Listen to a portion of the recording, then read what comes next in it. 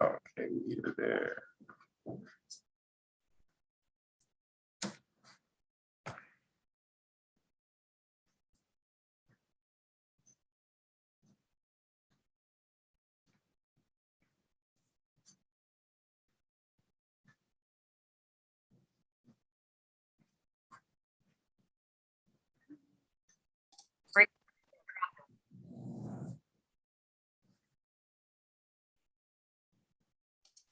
Hey there. Oh, Just want to do a video and audio check. Sounds like we're good. yes, ma'am. Thank you. Cool. Thank you.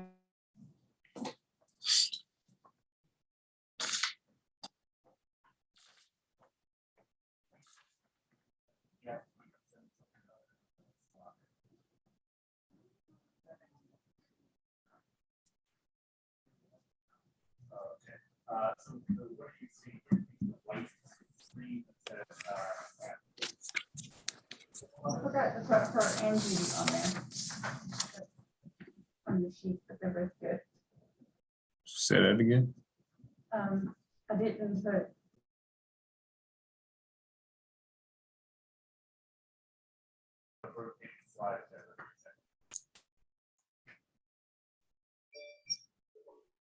Hi, Judy. Could I get a quick sound check just to make sure your mic is okay? Certainly. Good evening. How are you? Good. How are you? Good.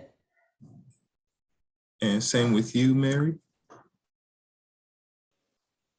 How's that? Good. Thank you. All right, thanks.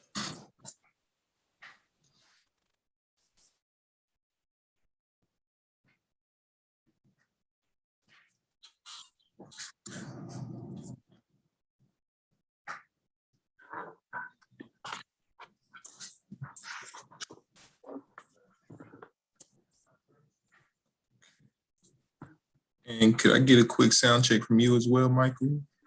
Sure can. Thank you. You're welcome.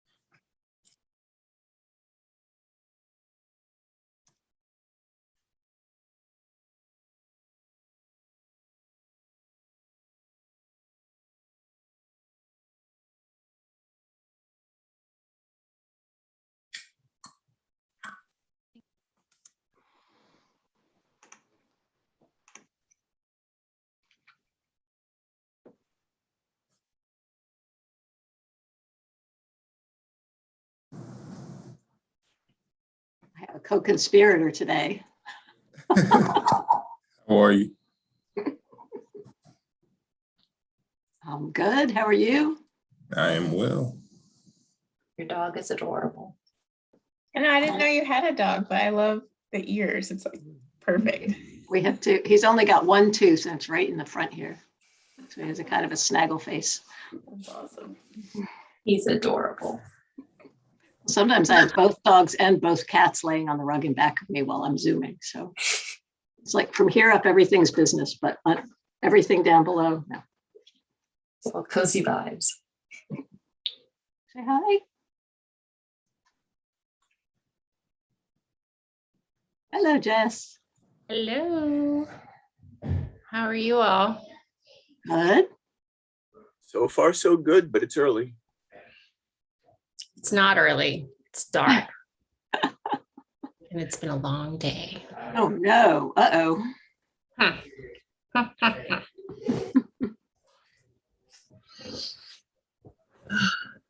We're going to be quick tonight, right? I always hate to comment because it's a curse. Yeah, But just you're not wrong. if I were going to comment, I might agree. We're going to be brief. I think we can be efficient. How's that? Very efficient. We can do this. To the point. Right.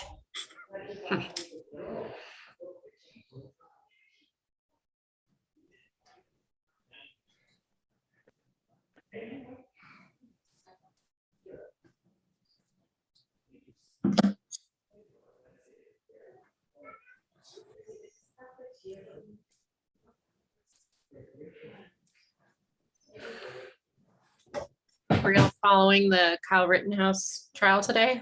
No. I just saw a little bit of it in the paper. I mean, or online paper. Yeah. Was it Crazy Town? Uh-huh. In between meetings, I'd like watch clips of it. It's Oh, really? Whoa. That's why your days are long. You need to Right. like, you need to stay away from that stuff. well, The right. judge That's is not a total helping. piece of work. What? I said the judge is a total piece of work. Right. The judge is, I think is confusing himself with the defense attorney, so that's hard. Not good. Um, Yeah, and- didn't he refuse to let the dead people be called victims? Mhm. They were called rioters, Oh, interesting. Okay. and he's Alleged corpses. right. Right. Hello. Hey, ma'am. Hello. Hello, how are you? Good. How are you? You changed clothes. Let's try to spiff up for the evening meetings. Wait until we come in person. Got the flip flops. No, Buffy and I had a talk with Lee Storrow when he was on council. He came in one day in shorts and flip flops. I think Zoom. We get At home, you don't know if I'm wearing pajama bottoms. You don't know, Amy. You don't know.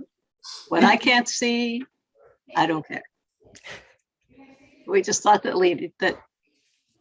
it wasn't increasing his sense of gravitas. We'll be fine. We'll be fine. Been on the phone all afternoon again. I'm like, come on. Yep. Got this and this. It's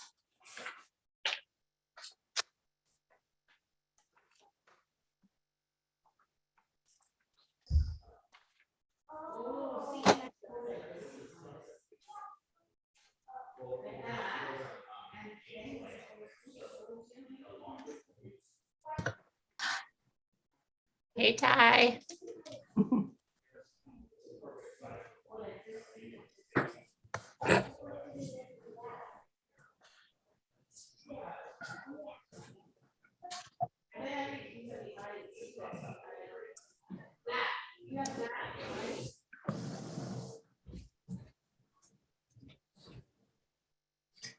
Can I get a quick sound check from Ty and Megan, I believe?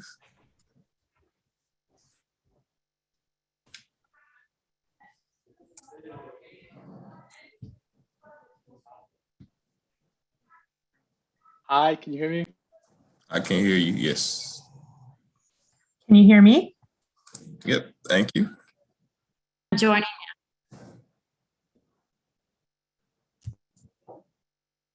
And I believe Alicia just came in. Could I get a quick sound check from you as well? Hi, this is Alicia. Hello. And is your video working? It is. Do you want me to do a video? I wasn't prepared, but I can do it.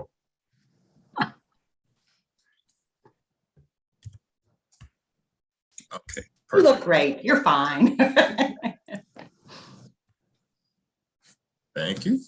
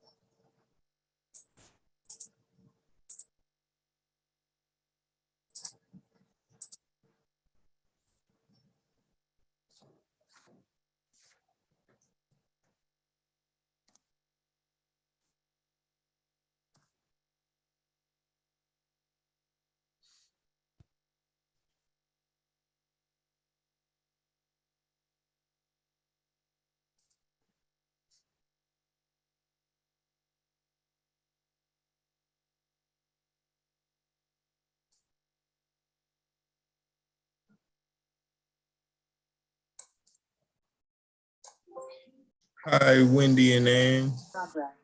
Whenever you are ready, could I get a quick sound check from you? Sure. I'm Wendy Ramsden. I'm going to be doing a short presentation for item 10 on the agenda tonight. Thank you.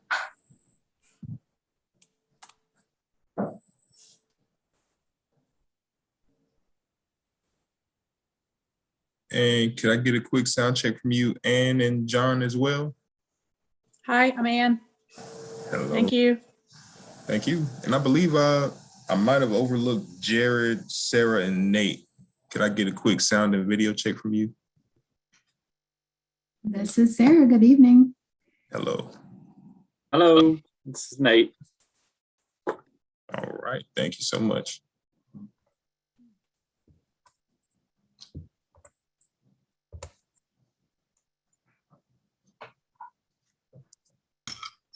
Hi, Karen. And can I get a quick sound check from John, Maurice, and am I missing someone? That might be it. And Gail, maybe?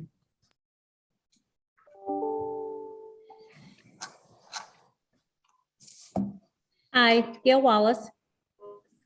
Thank you.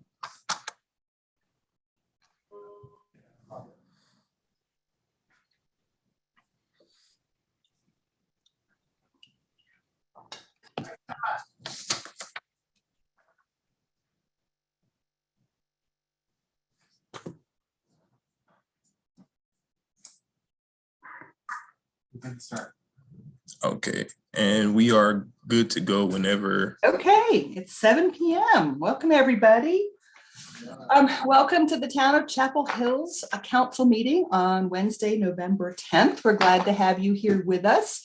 Those of you who are attending virtually, we will be having public comment and you're welcome to participate. Those of you watching later, you're welcome to send in your questions and comments. And those of you who are watching via TV, you can always use the *9 or get online to help participate in our meetings. We have 5 items on the agenda this evening for discussion and a few other items and updates.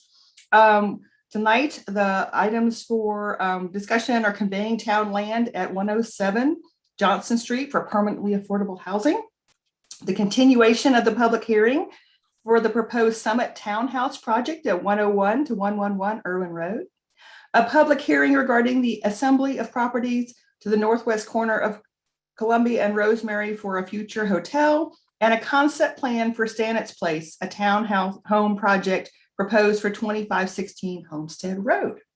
So, like I said, public comment is important to us. When we have opportunities for you to participate, we will remind you, and we ask you to use the raised hand function.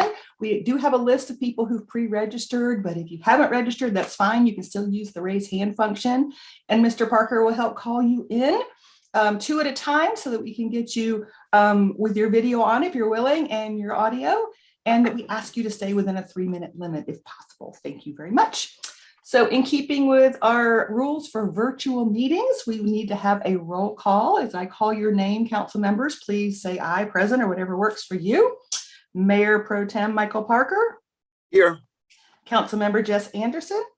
Here. Councilmember Alan Boyncy is not able to be with us tonight. He's not feeling well, so we wish him to feel better. So please excuse him. Councilmember Hong Bengu. Here. Councilmember Tai Win. Here. Councilmember Amy Ryan. Here. Councilmember Karen Stegman. Here.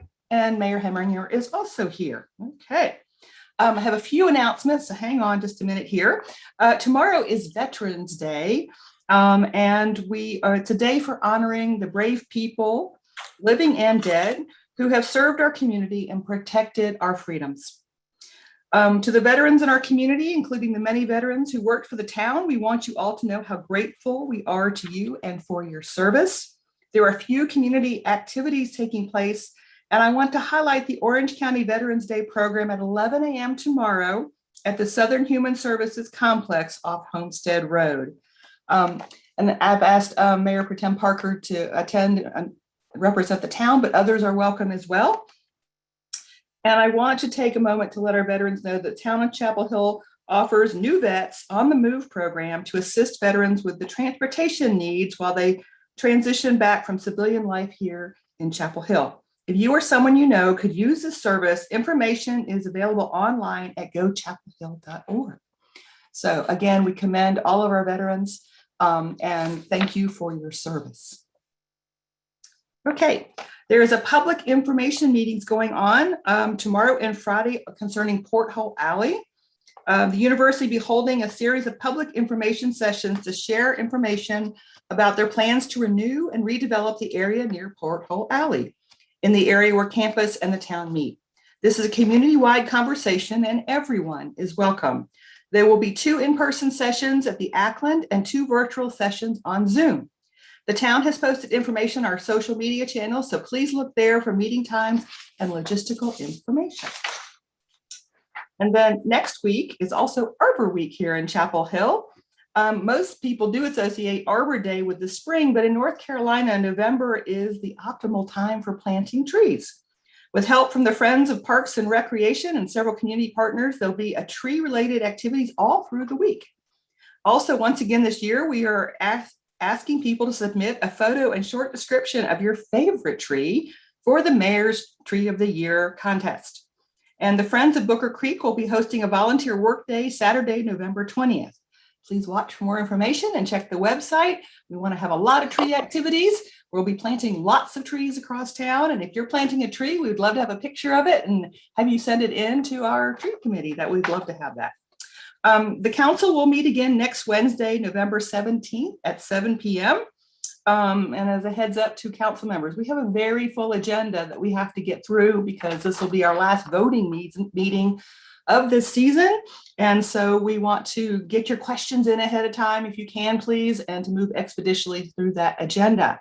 I'm pretty sure we have a short closed session tonight after this meeting. And then we are proposing a closed session after our December 1st work session. So because we know next week's meeting will be rather long. So just a heads up to everybody. Are there other announcements from council members? Okay.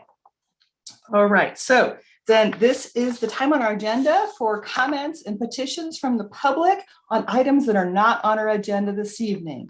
Mr. Parker, do we have anyone wishing to speak? Yes, we do. We have Mr. Abel Hastings. Okay. I think he's the only one. Let's see.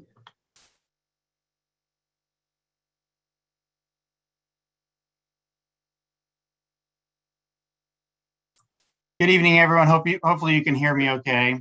We can hear you and welcome. Fantastic. Thank you.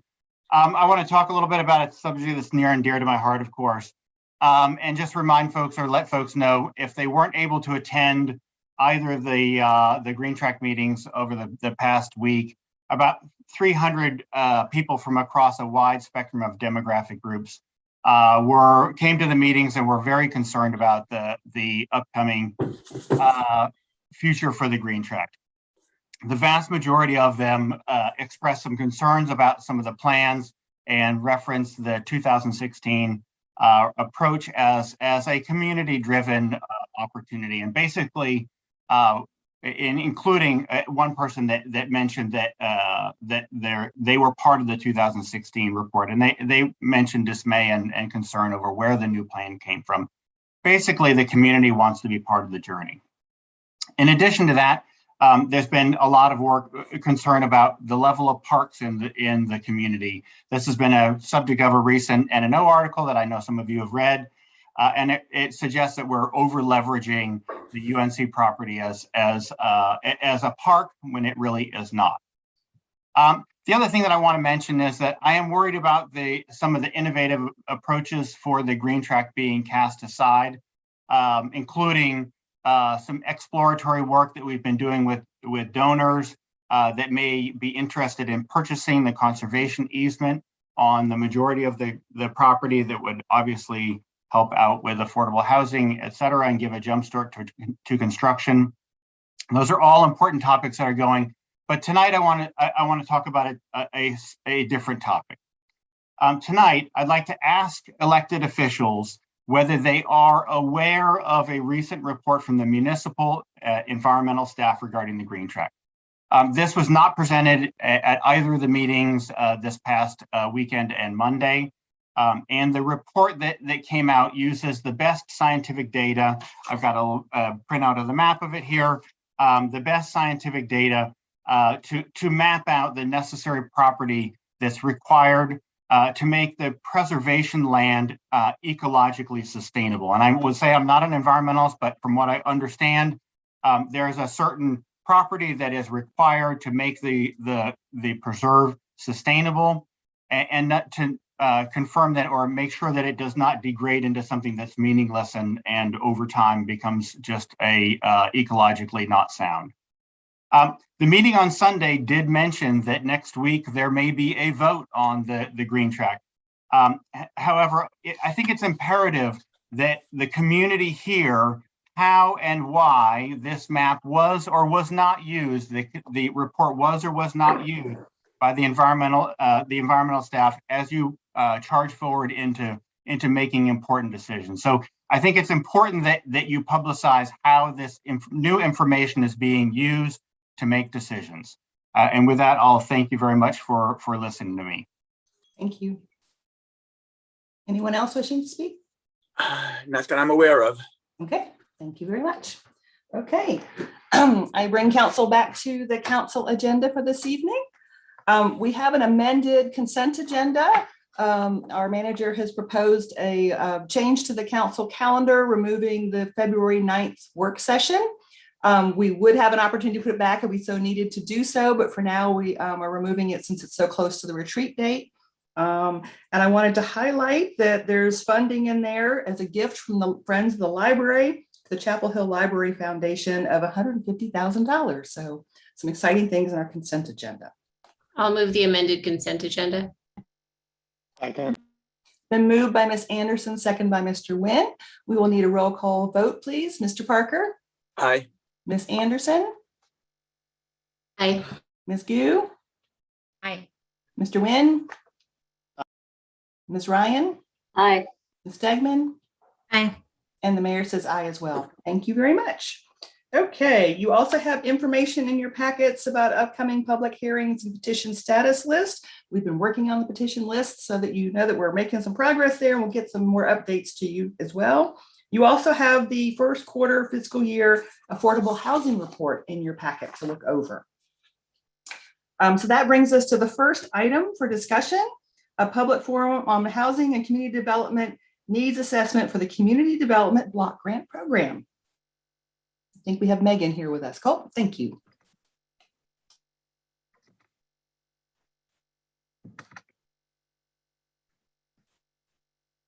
Okay, good evening, Mayor and Council. I'm Megan Culp, the Community Development and Program Manager on the Affordable Housing and Community Connections team. Tonight's public forum is the first of two public forums held annually on community development needs related to the Community Development Block Grant. That's more frequently called CDBG. I have 14 slides, which will take about 8 minutes.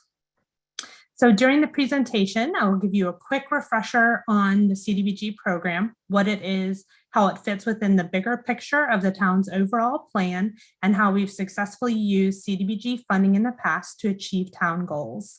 We will also talk about the annual planning process for CDBG before opening up the public forum to hear from the community.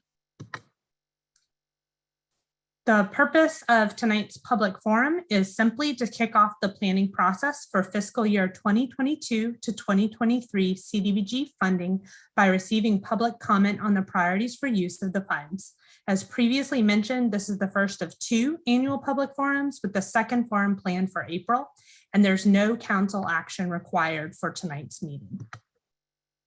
So let's start with a quick overview of the program. CDBG is a program administered by the U.S. Department of Housing and Urban Development, or HUD, set up by Congress in 1974 for the purposes of providing decent, affordable housing, creating suitable living environments, and expanding economic opportunity. The town of Chapel Hill is designated as an entitlement community, which means it receives an annual allocation of CDBG funds directly from HUD, and that's typically about $400,000 each year. So all projects approved and funded as a part of the CDBG annual action plan must address at least one of the three national objectives. The primary objective, which historically has been the objective used for most projects in Chapel Hill, is that they must benefit low to moderate income households. For HUD, those are households earning less than 80% of the area median income. For example, in the current year, that would be a household of 4 earning less than $69,000. The other two objectives that can be met by projects is that it aids in the prevention or elimination of slum or blight, which refers to projects in an area that has a substantial number of deteriorated buildings. So an example of this might be acquisition of a condemned building, which is then torn down, or public improvements like sewer or sidewalks. And then the final objective that can be met is the urgent need category.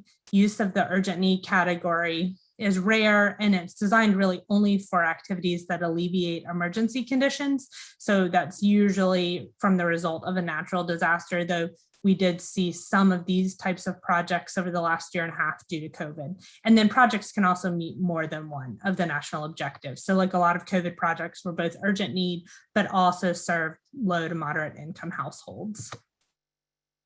So the national objectives of the CDBG program actually make it a really good fit with the strategic goals and objectives approved by council in 2019. And all approved projects must also support the council's goals and goals identified in town plans, such as the countywide consolidated plan, which we will talk about in just a minute, and the affordable housing plan. So managing the CDBG program is included as part of the town's affordable housing and community connections work plan. And CDBG funded projects contribute to the town's 5-year affordable housing targets for the number of units developed and preserved. So in addition to having 5-year affordable housing targets, the town conducts a thorough community development needs analysis every 5 years to develop the 5-year consolidated plan as a part of the Orange County Home Consortium with Orange County, Carborough, and Hillsborough. The CON plan includes goals for the next 5 years to address the community needs that are identified during the needs analysis. An extensive needs analysis developed for ease of access by all community members was last conducted in 2019 and early 2020 before COVID to develop the 2020 to 2024 consolidated plan, which has been approved by HUD and is the one we are currently working under. So this slide here shows the current consolidated plan goals that were identified in early 2020 from the community engagement during the needs assessment, and that we will be working towards over the next several years. They include goals to impact affordable housing all along the housing spectrum from homelessness to homeownership, as well as community-wide services and some services specifically targeted to low to moderate income households. So once we have the consolidated plan goals, each year covered by that 5-year CON plan, we develop an annual action plan to submit to HUD. And the annual plan shows HUD how we will work towards our 5-year consolidated plan goals over the next fiscal year. As part of the process, we also do an additional needs assessment forum to see if there are any needs that came up this year that we need to address in our annual plan. For example, last year's plan included a lot of COVID-19 relief and recovery. So that annual needs assessment is why we are here tonight.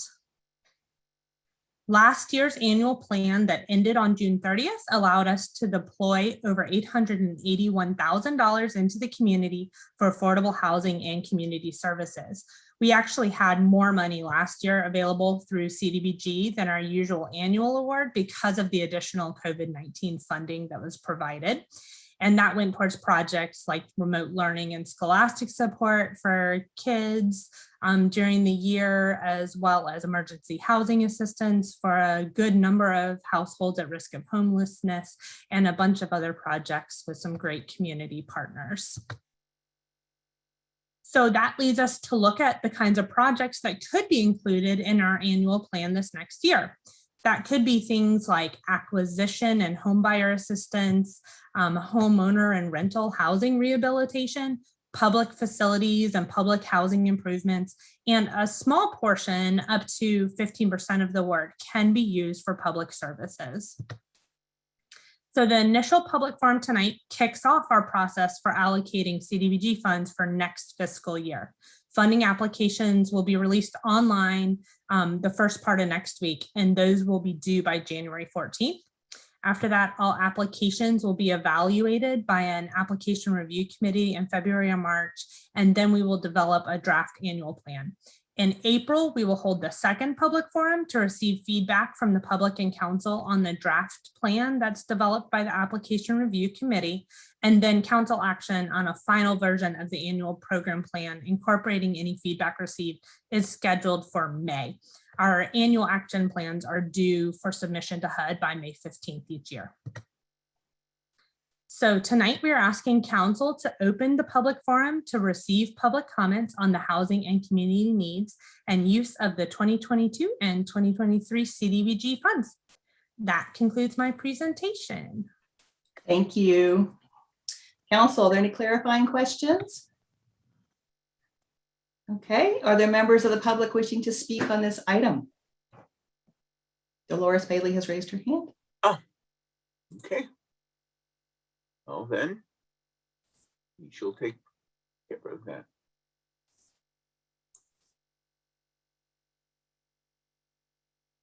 Okay. Dolores should be with us in a second or two.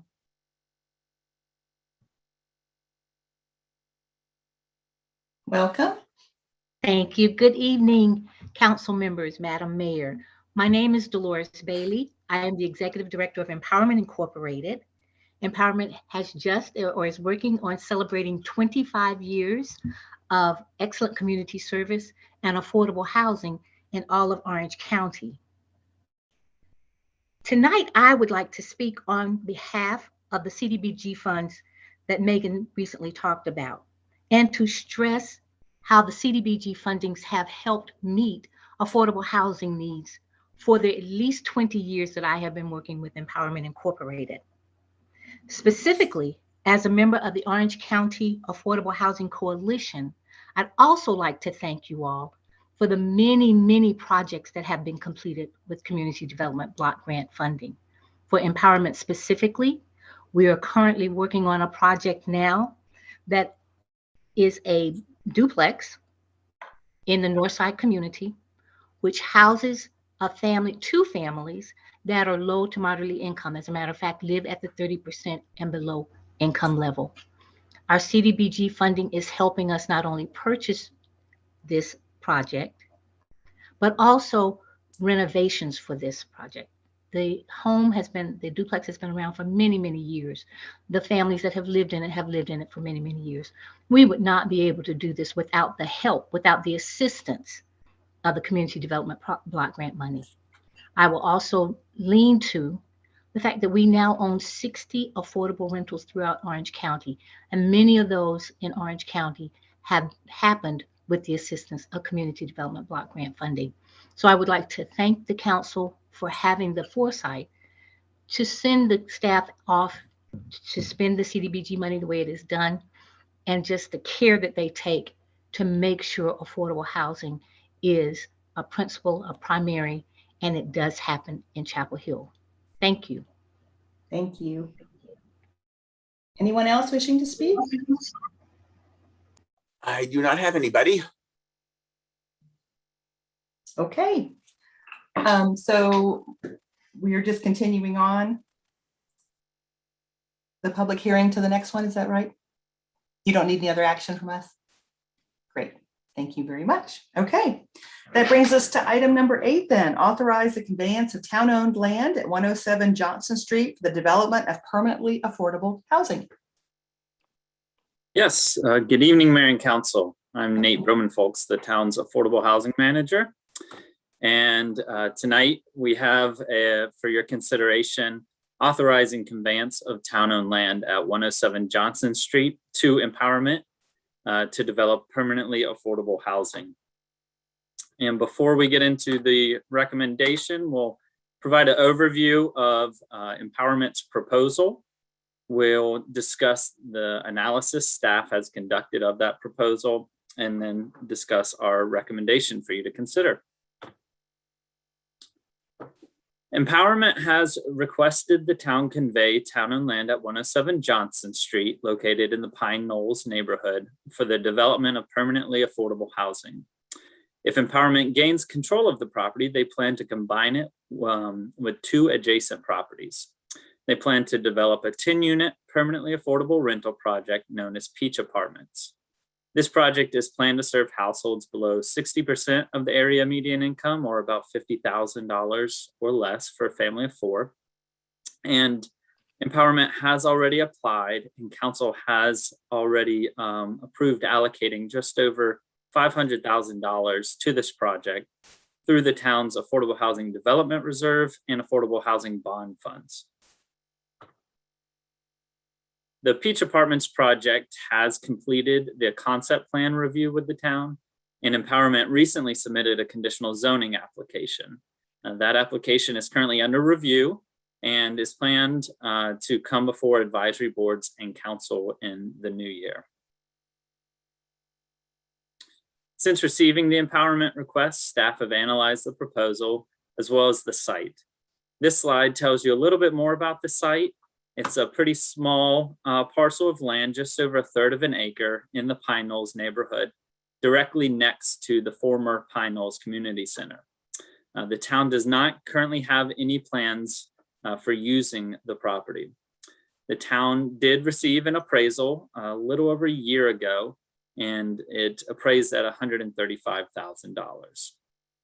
The property was originally purchased in 1992 for $35,000 using 1989 Parks and Open Space Bond Funds. When it was purchased, the council described it as allowing opportunity for more active recreation space for the Pine Knolls Community Center property right next to it. Since then, the community center is no longer in existence. It has been demolished. Empowerment now owns that property and plans to use it for the development of the Peach Apartments.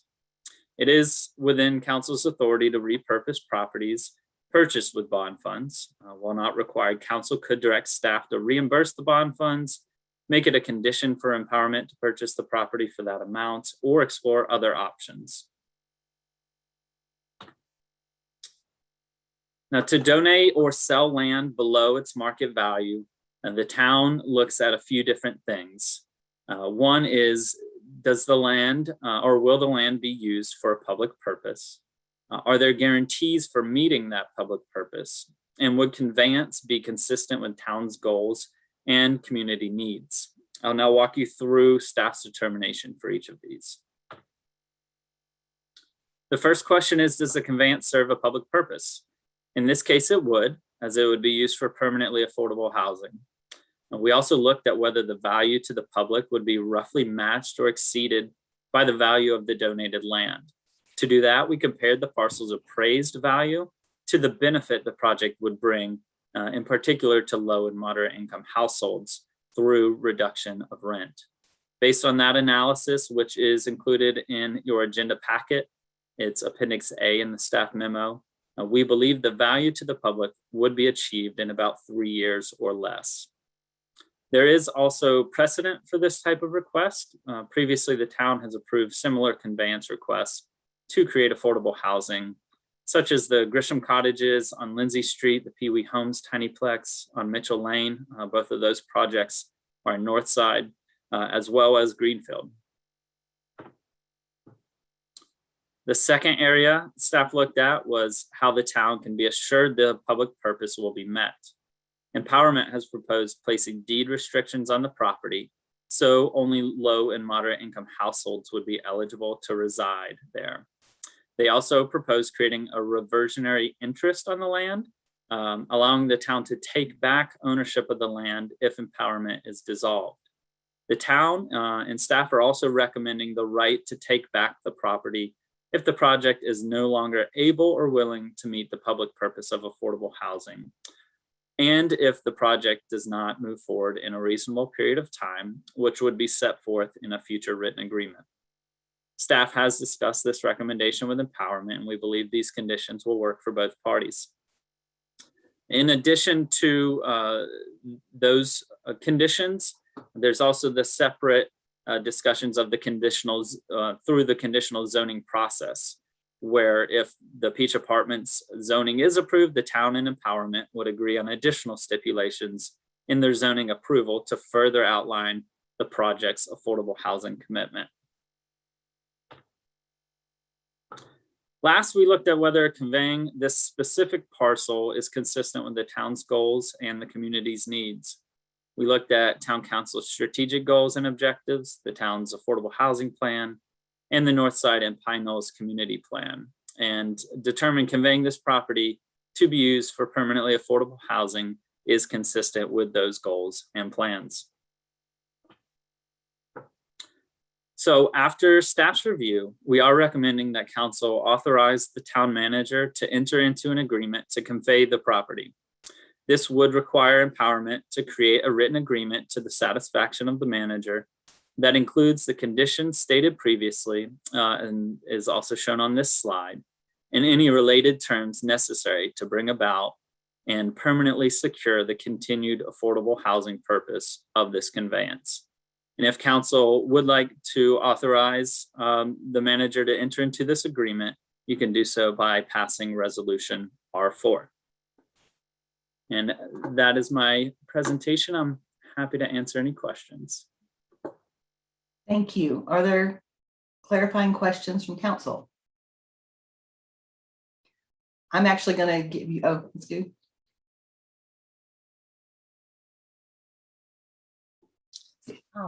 So you mentioned that this parcel is purchased originally as an opportunity to develop the community center or park or some community public spaces.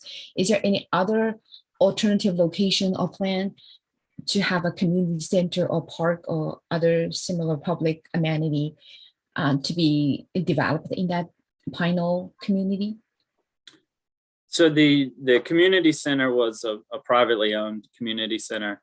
It's no longer in existence. The town's parcel of land was purchased as an opportunity to have extra space for recreation purposes for that community center. I don't know the private organizations, if they have any plans. I'm not aware of any, but Dolores is here and could speak if there are some that she would like to mention.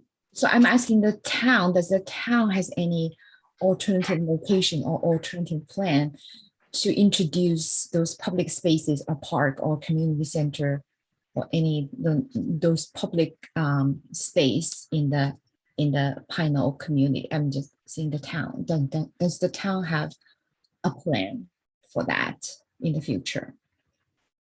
I'm not currently aware of a plan for that, but I can check in with Parks and Rec and see if they have any plans already in place or in existence.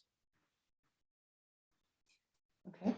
I wanted to ask, in thinking about the appraised value of the land, I'm not sure what we paid out of the Parks and Rec bond to buy the land or invest, but that we should start thinking about and maybe even use this transaction to then bank money back to Parks and Rec, because we have many needs in Parks and Rec right now. And since we're taking Parks bond money that was used there, that we should think about how we could reallocate it. I don't want to pull money out of the Affordable Housing Fund because we're prepared to make some allocations, but I do know that we're going to have some positive news about our fund balance for the end of the year that we could consider actually doing that. So I'm not going to ask that it be done right now, but I'd like us to consider the fact that those monies were intended for Parks and Rec, and that we do have Parks and Rec needs, and $135,000, what you told would go quite a ways for fixing some of the things that are on the fix list. So I'd like the manager to think about that, and as he's contemplating what we're going to be recommending to do with our monies coming from last year. So I'm putting that out there. Maurice, are you there with us? I am, Mayor. Okay. So it's a thought. Like I said, I'm not going to make that it's on here, but I think we should be considering it when we're looking at ideas in the future that to take those monies and be able to do something. And I don't know what that something is. It could be in that neighborhood if there's an opportunity, or it could be somewhere else. Our Parks and Rec Commission probably can come up with ideas with that too. One of the things that we'll be talking about in the near future with the council is a Parks and Recreation master plan. And that's the exact type of thing that we would look for, opportunities to create either park space or recreational facilities in different parts of the community. And we can certainly keep that in mind as we're having that discussion about the master plan. Okay. Okay, thank you. All right, is there anyone from the public wishing to speak on this item?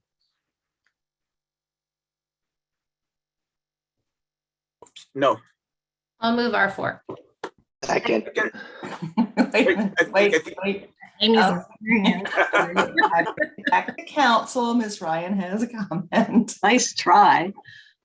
Yeah, I just wanted to second the mayor's comments about this. It gives me heartburn to just take money that was acquired with Parks and Rec bond money and use it for another purpose. I think this is the right purpose for this site. I don't have a problem with this project, but I would really like staff to come back with a policy recommendation on what we should do when we find a property that originally was purchased for one use no longer really fits that because of changing conditions. I think I would disagree with the mayor a little bit in that I'm not sure I want it to be spent on maintenance and things. I know we have those needs in Parks and Rec. Just land is the most valuable thing I think that we can have. So whether it's a land swap, that land purchase that we purchased with other money maybe then becomes bond space land and gets kind of preserved that way. Or there's some kind of a money contribution to a fund to purchase new land. I think that would be fine, but I'd be a little bit more interested in seeing it used for that purpose. But yeah, if staff could come back with a policy, I know we're facing this issue at J Street as well. So, and I think at over down near where I am. So yeah, I think we need to start looking at having a real policy for how we handle these things. Thank you. Agree. We have had several constituents raise their hand. I don't know if they were slow to do that from the public that wish to speak. Want to be able to give them an opportunity if possible, if that's okay with council. Okay, thank you. Mr. Parker, can you help bring some folks in, please? I'm not seeing any raised hands. I'm sorry. Let me check. Wait a second. Let me see. Robert No, Beasley raised his hand and Penny Sparacino raised her hand. Okay, did someone else bring them in? Because I don't have them. I'm here. Can you hear me? Okay. I can hear you. Great. Thank you. Thank you for the opportunity to speak. First, I just want to commend staff on that presentation, including all of the information, the background, the rationale, how the criteria was met. I thought that was very well done. I understand why staff is making this recommendation. But one other thing I'd say is I'd ask council to consider including some provision for the apartments that are built there to adhere to the Pine Knolls Neighborhood Conservation District regulations. I don't know if that needs to be a hard and fast requirement, but I think that it's important that whatever goes there follows those regulations. Thank you very much. Thank you.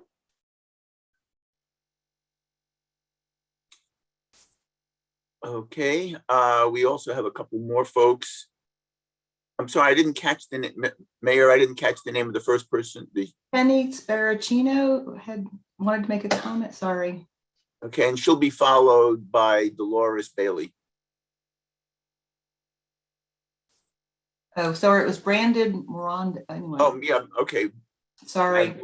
I'm moving them over now. Thank you.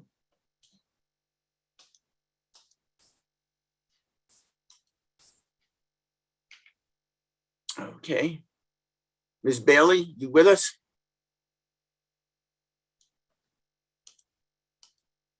Okay.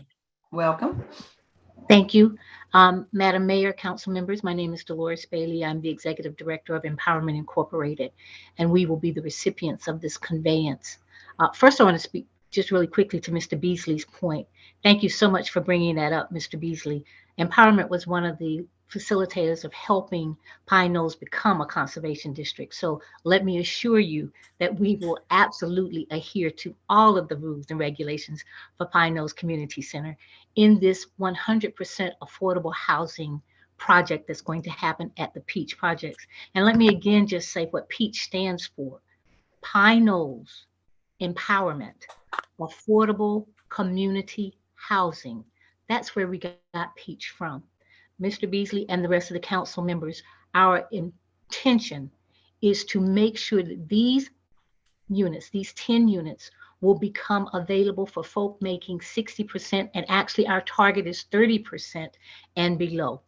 We came about that from looking at the many years that we have managed affordable rental properties and understanding that people who do not have and cannot qualify for vouchers, or people who are living on disability, are looking for safe, affordable places to live in and around the Chapel Hill area. So let me assure you all, and thank you and appreciate you all for making this happen.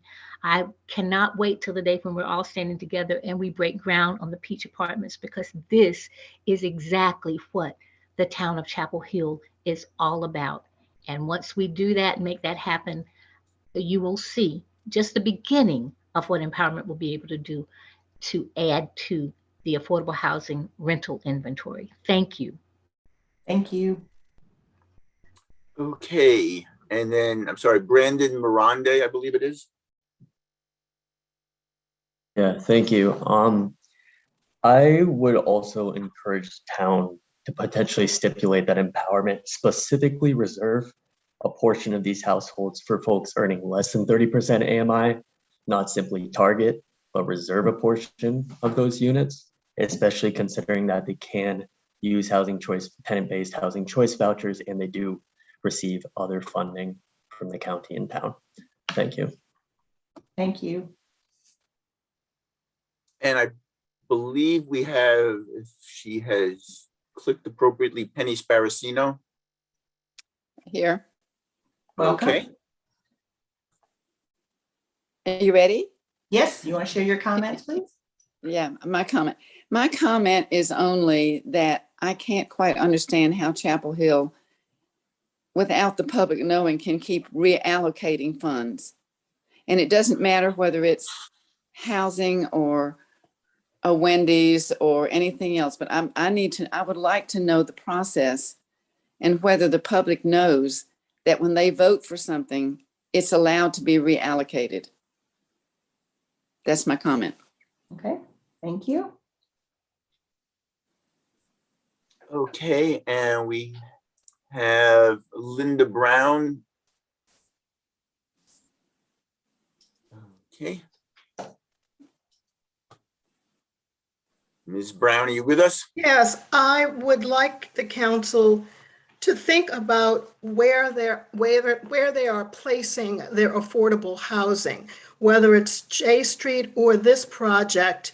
It seems to be concentrated in minority neighborhoods, so that you are perpetuating economically and racially segregated communities. So I'd like you to think about that.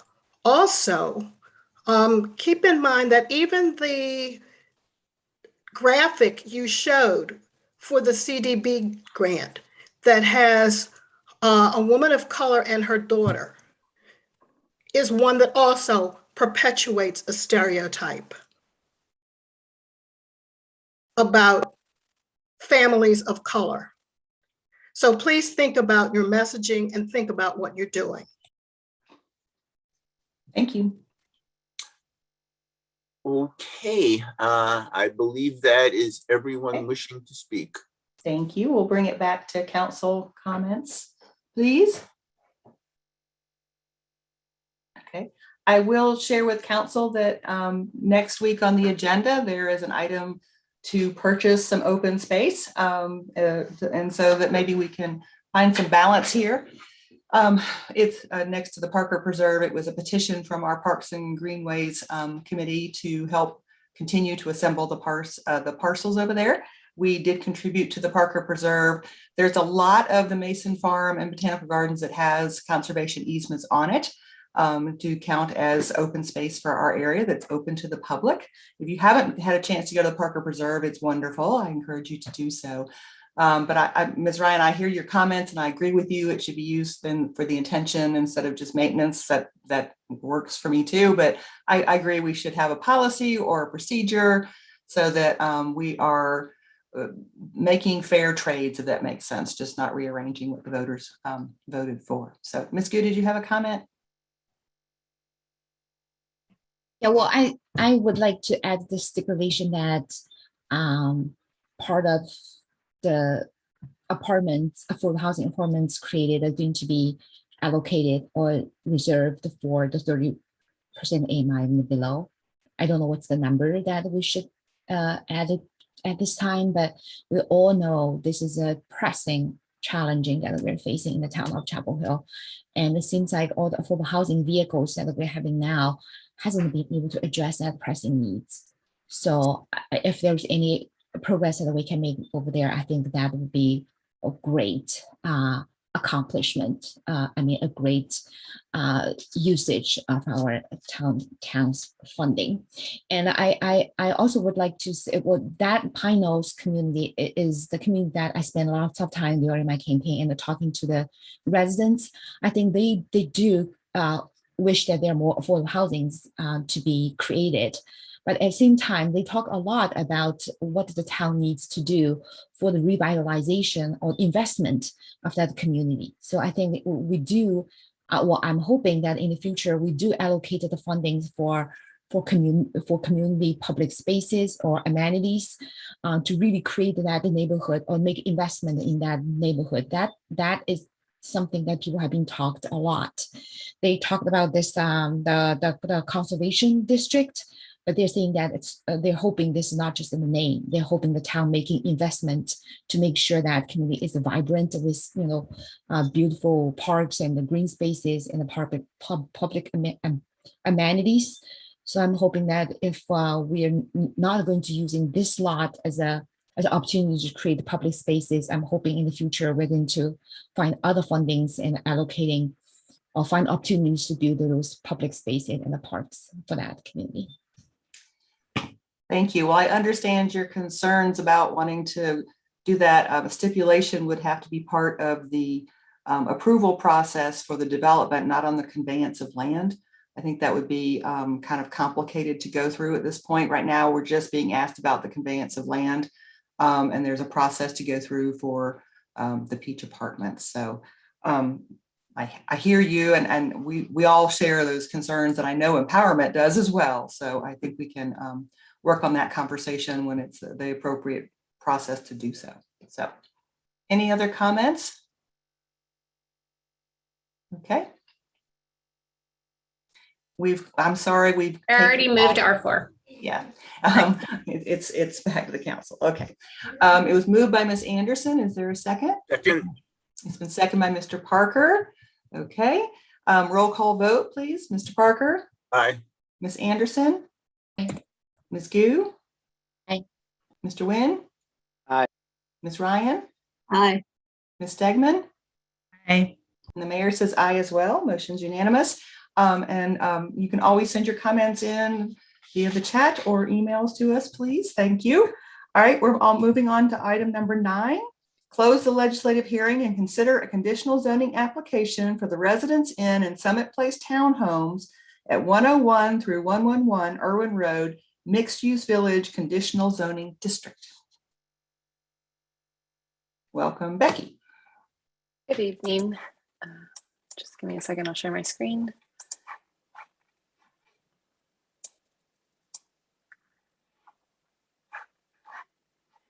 All right, can everyone see that? Okay. Yes. Great. All right, good evening, Mayor and Council. I'm Becky McDonald with our Planning Department.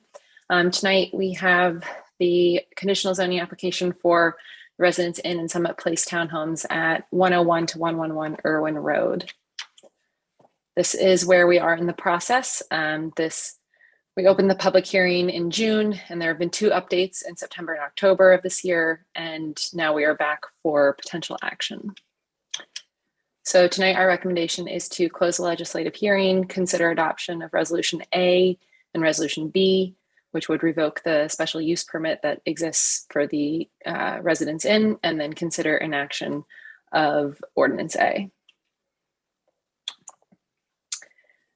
So just to remind you all, you've seen this several times, so I won't go into too much detail, but the project is an expansion of the existing Residence Inn. It would add 54 additional hotel rooms and the Summit Place townhomes area, which would be an addition construction of about 52 townhouses. And the proposed zoning is mixed use village to allow construction of this development. And it's just a reminder, the applicant is requesting modifications to regulations for the disturbance of steep slopes on the property. And so the meat of today's discussion is regarding updates since the last meeting in October.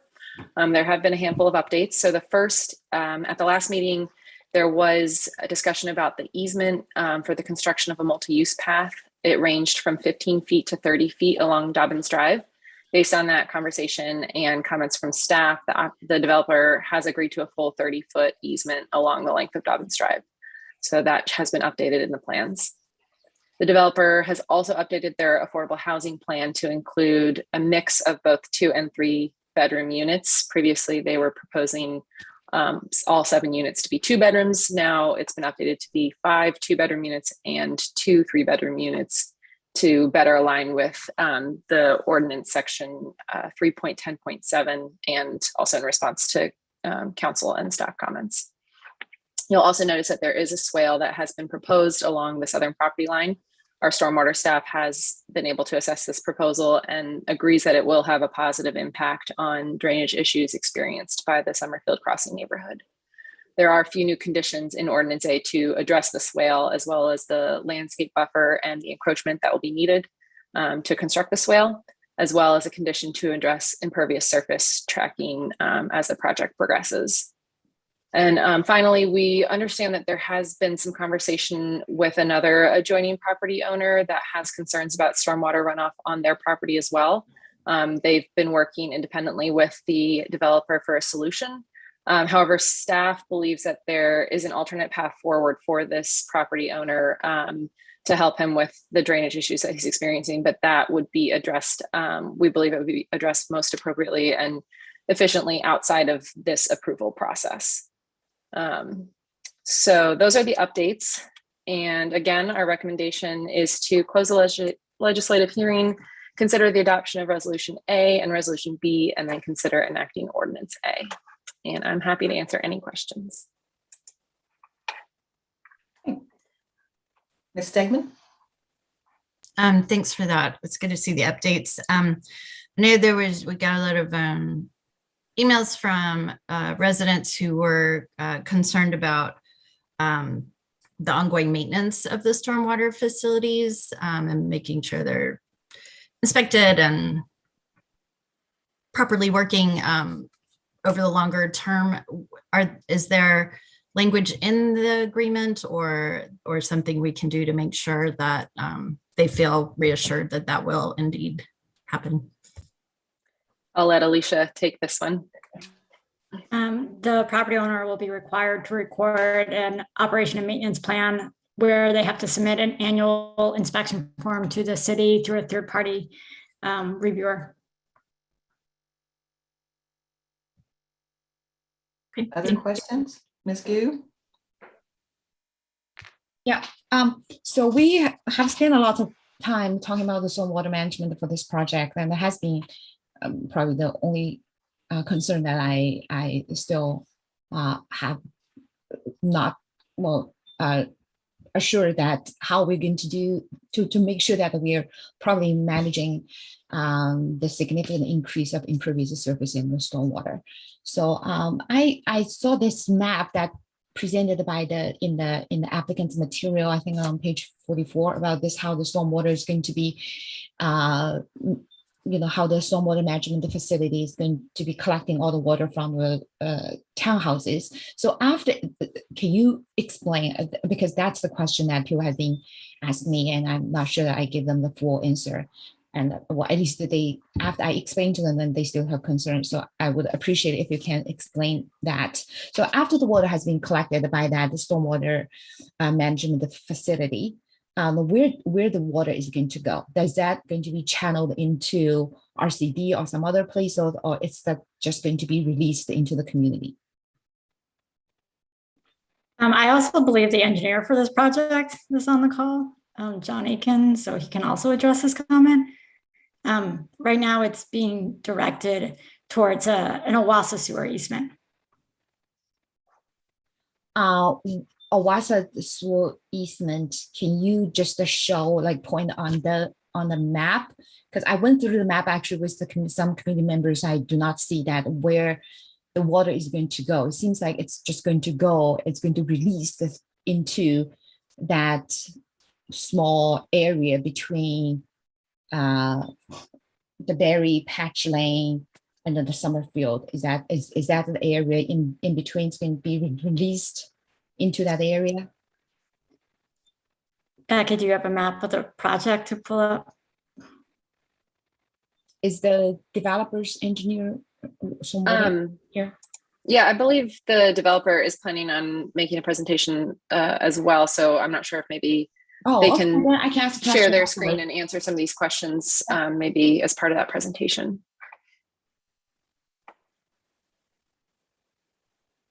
Okay, sorry. Mr. Parker? Yeah, just a quick question for Ms. Goldstein. So I just want to make sure I'm on, stormwater always seems to flummox all of us. So just a quick question.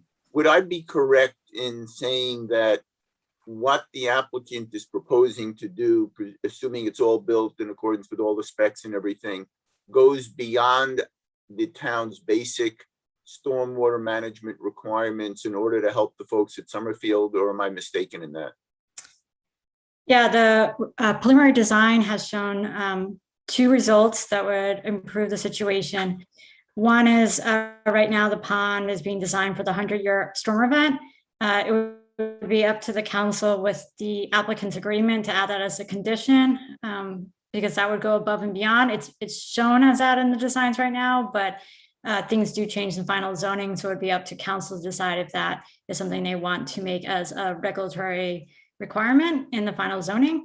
And then secondly, with the addition of the swale, that will make sure that that water that is coming off of the existing hotel will be directed away from the homes in Summerfield Crossing.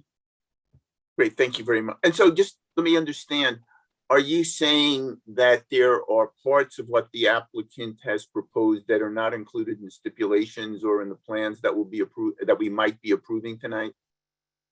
The applicant has gone above by providing a preliminary design plan that shows our requirements are up to the 25-year storm event, and they are showing that they can meet the post-development peak flow rates are at or below the pre-development peak flow rates for the 100-year storm event. They have demonstrated that in the design plans that are presented with the September presentation. And it's something that it's currently in the design.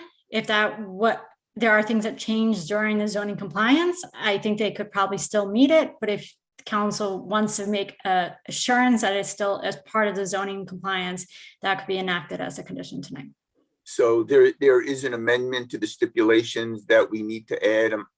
And if that's the case, could either you or Becky or our attorney, while we're continuing the presentation, draft up the necessary language? The language was presented in the questions that were responded to council questions on Monday. That condition was in that response already. Okay. Thank you. Ms. Ryan? Yeah, who is responsible for maintaining the swale in the buffer? I'm going to defer to Scott or the developer to answer that question. Well, the applicant, developer, property owner, whichever it is, but it's ultimately on the property owner to maintain that. Because I know there are stipulations in there about maintaining, about forestry maintenance and things, but I don't see any stipulations in there about the swale. So if we could add that in, that would be great. I know that you know if they're going to function well, they have to be kept cleared and. I believe we think that it's covered in the description of maintenance of stormwater management improvements or facilities, and that the swale fits in that, but we're more than happy to have that added to be very specific about that. that would be great. If staff, while we're talking, can figure out where that would best go, that would be great. And right now, the stipulation 45 has the CDC reviewing elevations. Would you have any objection to reviewing and approving? Do we? Mhm. Is that? I guess Roland Gammon from White Oak Properties can answer that question. As a former member of the CDC myself and sharing time with you on that board on a couple of occasions, I think we prefer to have a situation where we get comments and be able to respond to them, but that they aren't the body that has to approve it. Okay, I was on the CDC for many, many years, and I don't know when things switched, but it always seemed that we had elevation approval authority, and it's our stipulations now are that we had that the CDC has review authority. So I think we need to, just as a bigger issue, I think the town needs to figure out what that is and start being consistent on that.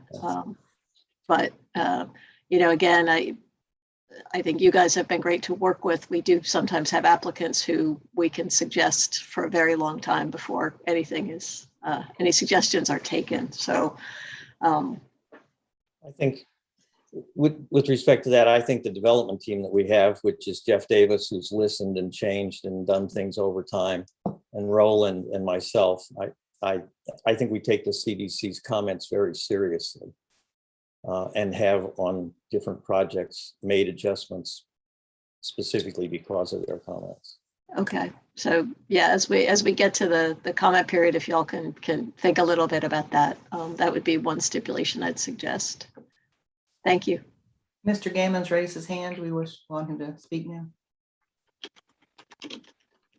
Mr. Gammon.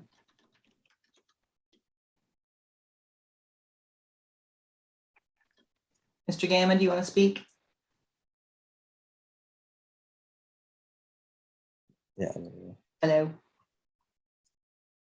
We can't hear you. Are you muted? It's not muted, but we're not hearing him either. Yeah, we're not hearing you. It shows. Yeah. Can you get closer? No, we still can't hear you.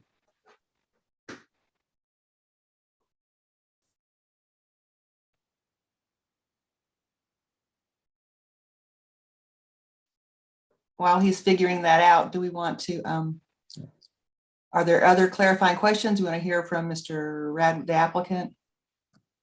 I was going to ask a question. I know it probably actually works with the proposal for an extended stay hotel, but would you be willing to accept a no short-term rental clause in your townhomes? You already have extended stay at the, at the place, so I would think they would, counterbalance. But I know communities have become very concerned about short-term rentals, and with the state legislature perhaps poised to take that away from us, we're asking for voluntary. I think Roland held his thumb up to say yes. I thought he did, but I wanted to hear on that item. We can address it.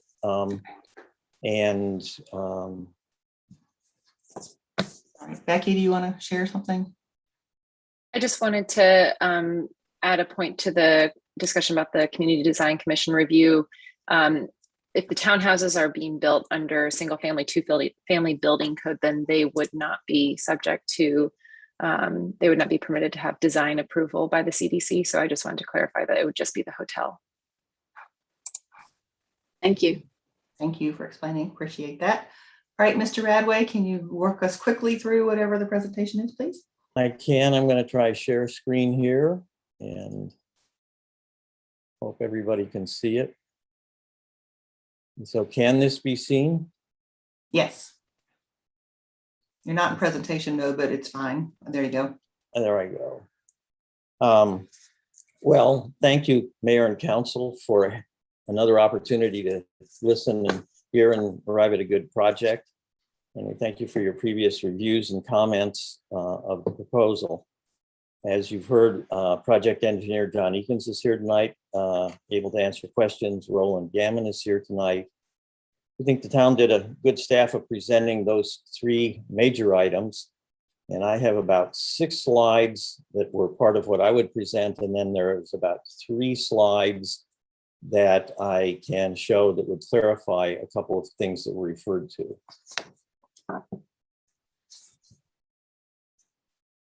This is the exhibit and the site plan that you saw on October 13th. And at that time, we were talking about a possible swale. Council gave direction to go ahead and think about putting the swale in, that some amount of disturbance, a limited amount to solve some drainage problems would be considered. And so we've gone ahead with that. Apart from this swale, the rest of the site plan as it is remains the same. What was reported by the staff and is in your reports is we have altered the mix to 2 3-bedroom units and 5 2-bedroom units. The 30-foot temporary construction easement is along Dobbins Drive. It is shown on all the appropriate engineering drawings, and there are notes to the effect of its being a temporary construction easement. And the stormwater swale to benefit the town homeowners at 108 and 118 Woodbridge Lane, which was the bigger part of the discussions. Jump back here. This might fill in a couple of pieces of information that Council Member Gu asked about. We have in the plan for stormwater management that was our original submission, we did not have the swale, but what we did have is 2 points where the analysis of stormwater and its impact is. So 1 along behind Berry Patch Lane, 2 here at the sanitary sewer easement area for Owasso, and now the proposed swale down at the southwest corner of the site. This is the location of the swale compared to both Summerfield Crossing townhomes and the rest of the development proposal. And it is a standalone project in that it can be implemented without any of the other development taking place on the site in a parallel time frame. Stipulation 10, which is a new stipulation, establishes a time frame that this has to be installed, inspected, and operational before the 3rd townhome would get its permits for occupancy.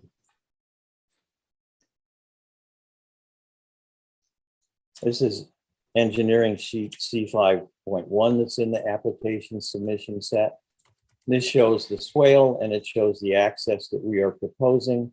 And this would be the area of disturbance to get into and construct the swale. Stipulations in the ordinance do provide for a vegetation and management plan for the long-term health and the maintenance of the buffer areas, not just the immediate area that's within the swale or the disturbed area, but for the area surrounding it also.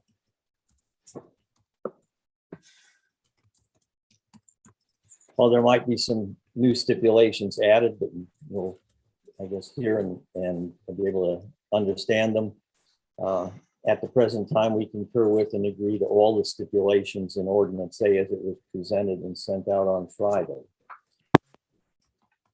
If I can jump back here, I want to find a couple other slides.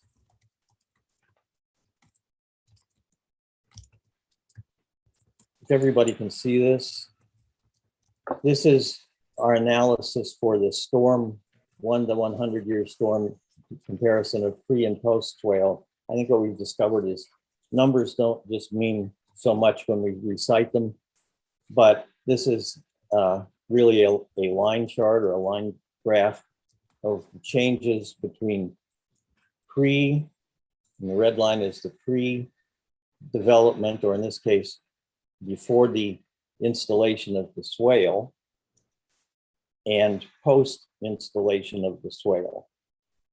And along that property line, what we end up with is that a 100-year storm with the swale put in would equal about what now is a 1-year storm.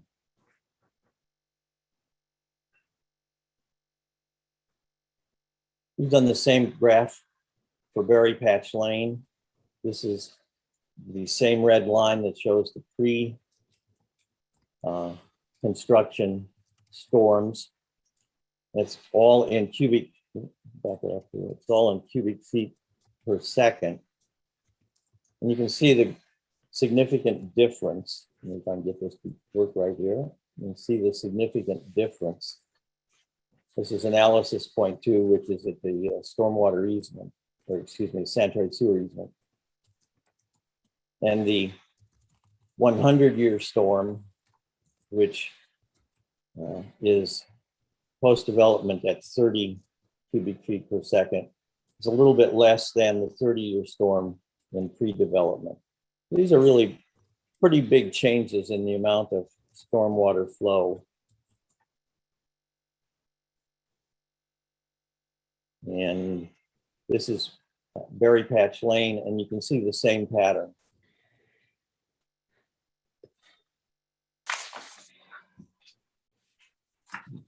I can jump back.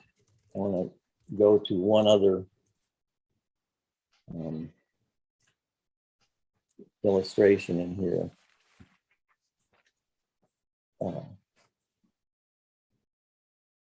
Becky earlier talked about the applicant, us, and working with a neighbor, which is Junjin Mu. And this is on the north side of the proposed development.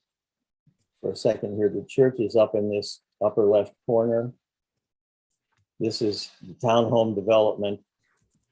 And one of the things that you saw when the church went through is that there's still a considerable area of this western edge of the church where stormwater will come across Mr. Yang's property and Mr. Mu's property, and this vacant lot as well as this. And ultimately it actually gets onto Summerfield as it goes across, excuse me, gets onto the Summit property as it goes across. And some gets into Summerfield. And what we're proposing to do, but it would be a separate agreement, and we've committed in writing to Mr. Mu and had conversations with the town staff about this, is to implement the berm that the church added to their plan in order to divert stormwater from their site so that it wouldn't cross those lots.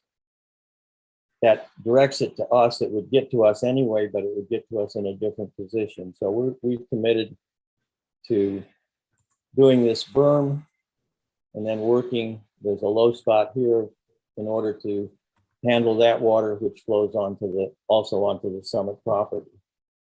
We can't quite, I guess, add them to our project, but we have made the commitment to both the town staff and to Mr. Mu that we will do these things.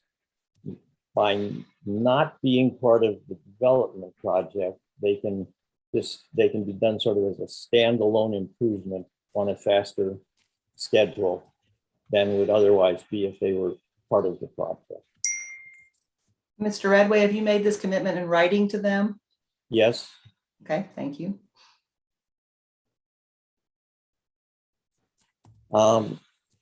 I think that's pretty much it for the changes. I've got more slides that might answer specific questions, but that's Let's just come back and wait and see basically what those the questions major are. items. Thank you. Thank you. Okay, Mr. Gammon, are we able to hear from you?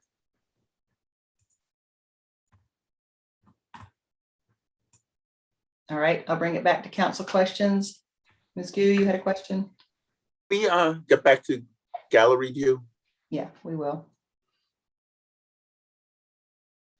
You want gallery view? So I'll You stop. need to stop sharing your screen. There you go. Thank you. Wait. Ms. Gu, your question, please. Yes, I asked that question. I'm looking the answer from your presentation, but I haven't seen it.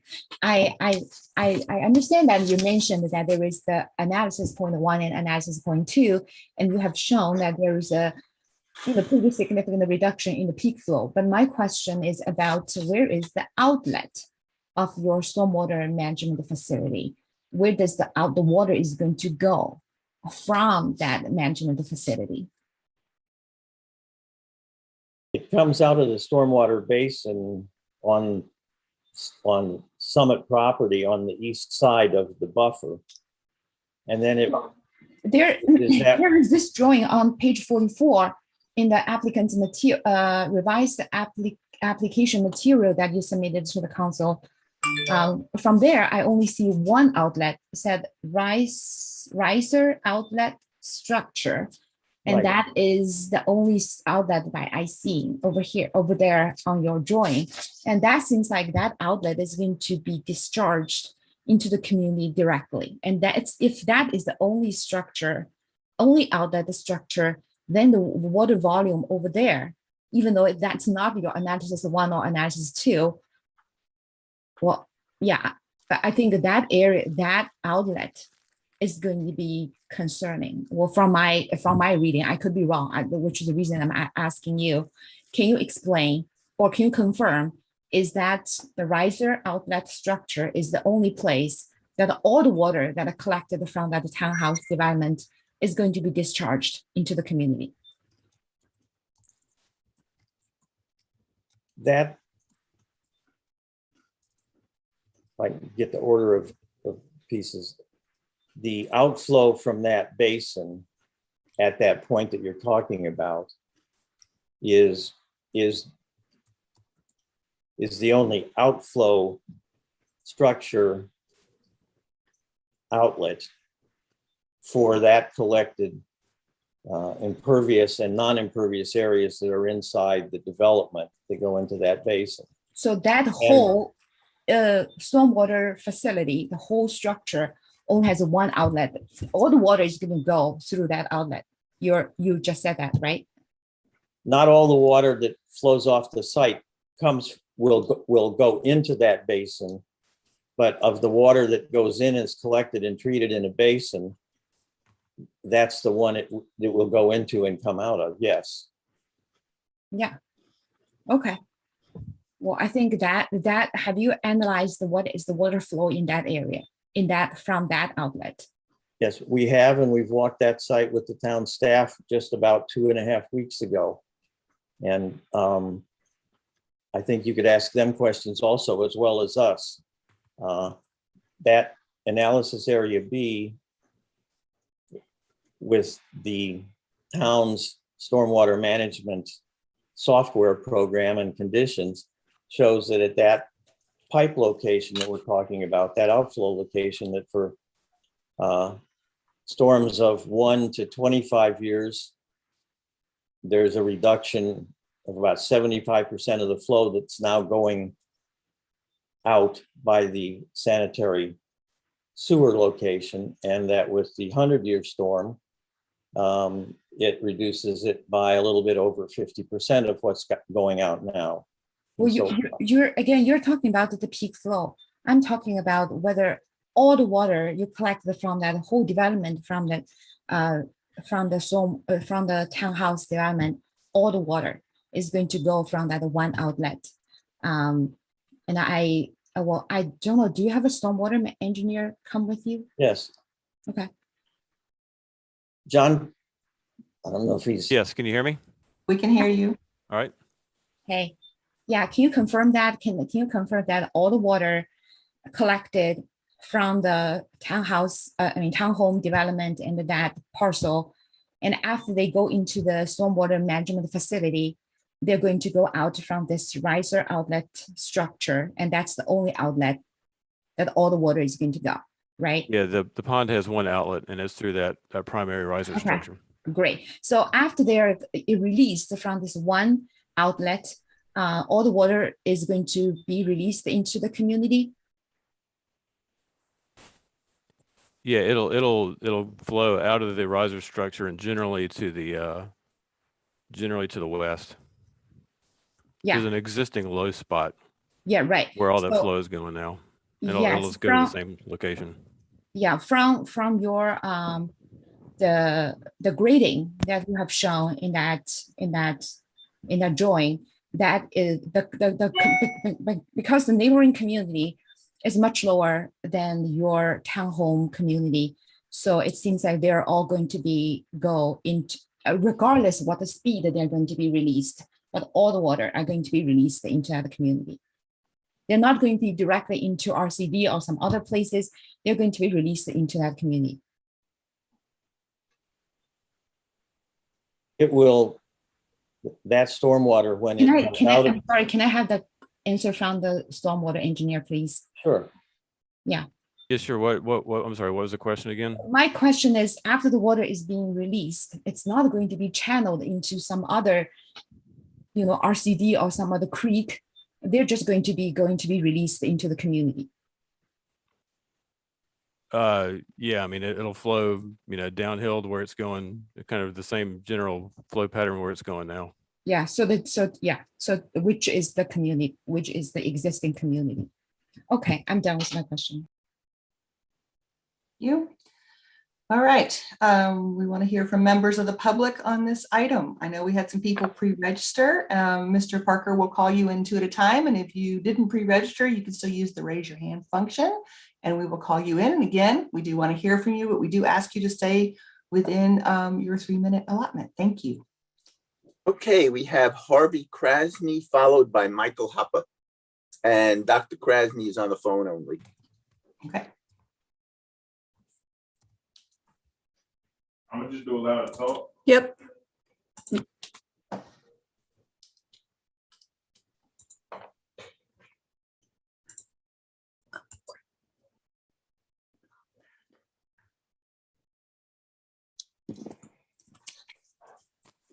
Can you hear me, Council?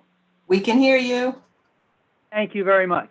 Council, here we go again with the developer asking to dissolve the existing SUP for Marriott Residence Inn. Their rationale, we need 54 more hotel rooms and a new zoning. Does the town really need 54 more hotel rooms? A recent report stated that the hotel occupancy in the town was down 31% before COVID and 53% after. The 2 new hotels on Rosemary and remodeled Sheraton Europa have a total of 435 rooms alone. Marriott's new hotel building would be a 4-story structure, which is out of character in terms of height, with all the homes in the neighborhood, which are all 1 to 2 floors in height. That's why the SUP limited their building heights to 3 stories only, or 45 feet maximum. They want more impervious surface parking lots. They want more traffic, more HVAC noise 24/7. Is this what you as council wished for your constituents who live in this all residential neighborhood of 7 subdivisions already plagued with traffic and noise? Also, do you want to allow excessive development of the proposed townhomes beyond R2 level zoning, 0 to 4 units per acre, which should only hold 20 units in that 5-acre lot? Packing 52 townhomes into this undersized lot for that many townhomes will sacrifice green space and decent recreation space for the other townhome residents on that site and create a crowded tenement-like housing condition for families. That's overkill. And finally, regarding the discussion of needing to place a swale or drainage ditch in the deed-restricted buffer, and I emphasize deed-restricted buffer, which lies between the hotel and Summerfield Crossing. As a resident of Summerfield Crossing, I am probably one, if not the closest neighbor to the Marriott Hotel building in their impervious surface parking lots, completed in 2005. In the last 16 years, if there was any stormwater incursion flowing down from the hotel or its parking lots and then through the buffer into Summerfield Crossing property on Woodbridge Lane, then I would be the first to see evidence of it. And I have seen none, Council, period, none. As Senator Moynihan once said, people are entitled to their own opinions, but not to their own facts. Thank you, Council. Thank you. Okay, Michael Hoppe followed by Melissa Destin.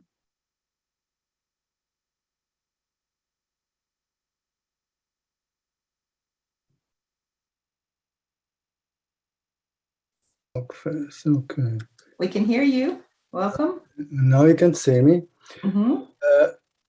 Mayor and council members, could you please ask Becky Smith to go before I go?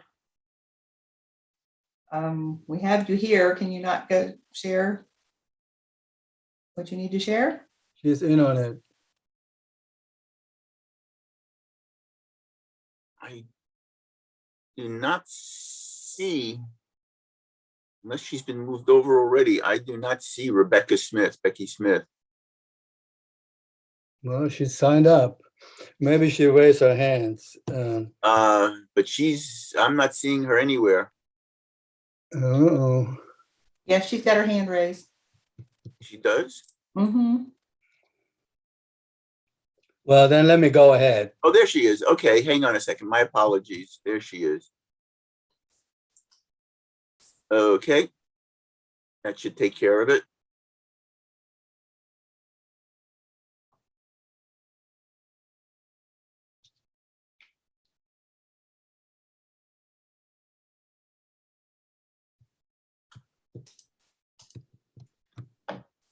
Ms. Smith, are you with us?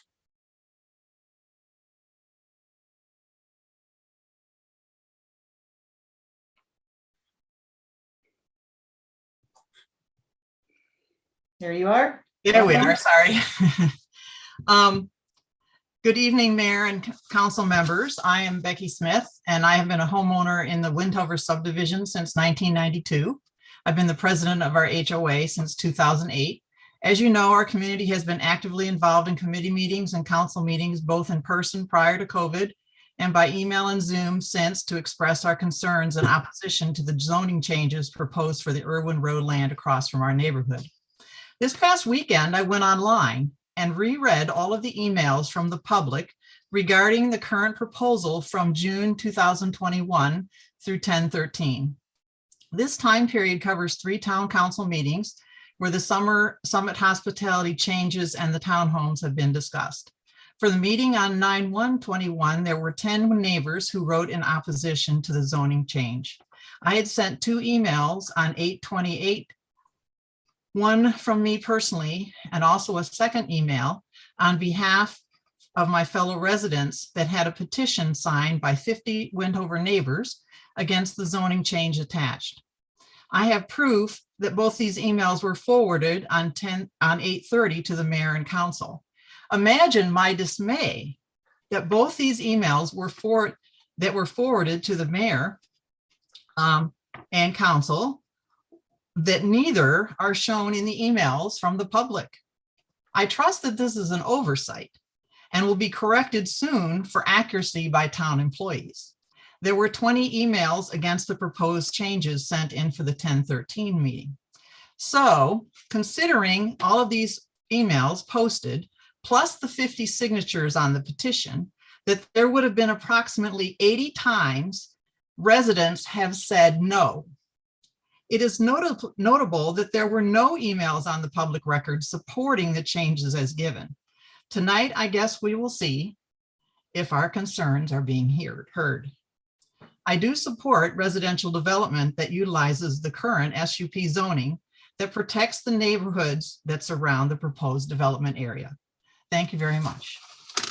Thank you. Okay, Michael Hoppe, followed by Melissa Destin. Good evening. You can hear me? We can hear you. Okay. So let me start off differently. Mayor Heminger, congratulations on your re-election. I haven't heard this tonight yet, so the same to you, Council Member Stegman, and to those who didn't seek re-election or didn't need to or will leave the council for a different reason. I truly thank you for the time and effort you put into making Chapel Hill a good place and to live. I honor and respect your service. I've said this several times before on behalf of Chapel Hill and its people. Now, let me say up front, as Mrs. Smith just said, I and most of our neighbors support the development of this piece of land, just not the way it is currently proposed by the Summit Hospitality Group. And as I said, I honor and respect your public service. Yet as a member of the public, I and scores of others who live near the development proposed by the Summit Hospitality Group do not feel truly heard. As you just heard, we submitted 2 petitions signed by around 50 individuals each, one opposing the Christ Community Church project, the other voicing our serious concern with the one before you today. The letter, as you also just heard, didn't even make it into the public record, and we don't know why. I and others also pointed to the serious disconnect between what you, the mayor and the council members, promote, green spaces, walkability, becoming less car-dependent, affordable housing, protecting existing neighborhoods, etc., and what is currently proposed by the developer. This proposed development, in my view, and you have heard me say that before, violates or seem to be violating, in my view, all your principles. It's about a group of developers, investors from out of town to make as much money as they can possibly make, which is fine, but not by egregiously committing density overkill. I'm for density, but not for density overkill, which then causes all the problems we have been discussing these last few months and years. And as I looked at the Summit Hospitality Group's website, it proudly exclaims, at Summit Hospitality Group, we know revenue enhancement. So we are talking about making money, not making Chapel Hill a better place to live and creating a development that is compatible with the neighborhoods nearby. Now, last but not least, again, it's my view. You seem to view the piece of land in question as part of the East Chapel Hill corridor and fill-in development. I and others feel that you figuratively are willing to cover us with loads of bricks and have us have us being run over with hundreds of additional cars. Mr. Hoppe, could you wrap up, please? In my line of work, it's called throwing people under the bus. Thank you. Thank you. Okay, we have Melissa Dotson followed by Shigong Hu.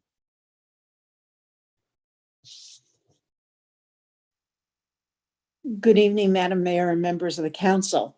As a relatively new resident of Summerfield Crossing, less than 2 years, I have been engaged in this since the moment it was proposed. I come from Prince George's County in Maryland and have spent the past 30 years as a civic activist. I am very much pro-development when planned, but spot zoning, which is what we call upzoning or changing the zoning of a property, is generally fraught with issues.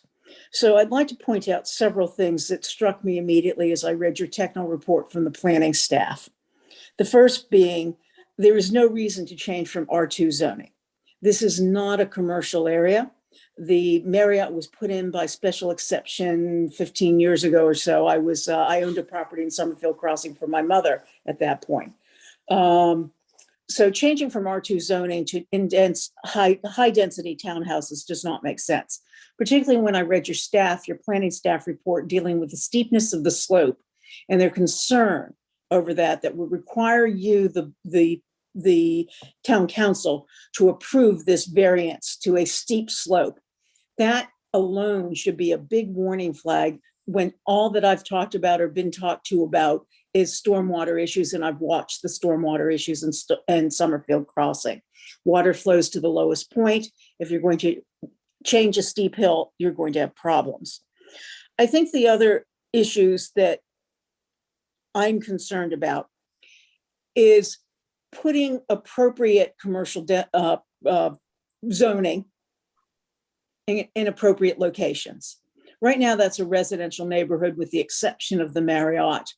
I don't believe that adding a townhouse development on an R2 property is appropriate. And I certainly don't want to see commercial property. You already have a problem in Chapel Hill that we see in many other locations, which when you go to mixed use, multi-use, commercial type zoning, we have thousands of empty properties here in Chapel Hill.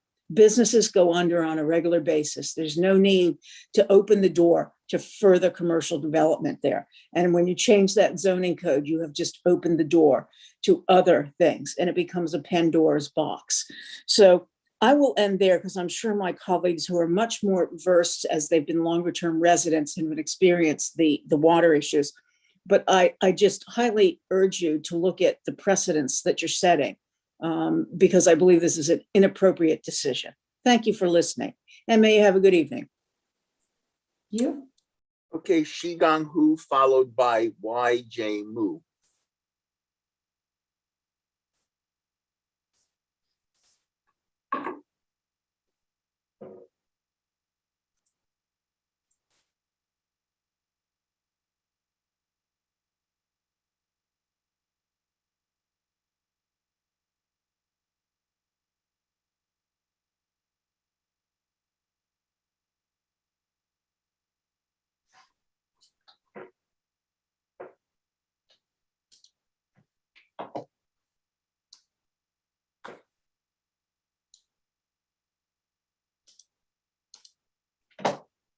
Kyung Hu is not in the meeting, but YJ Mu is on the panel. Okay.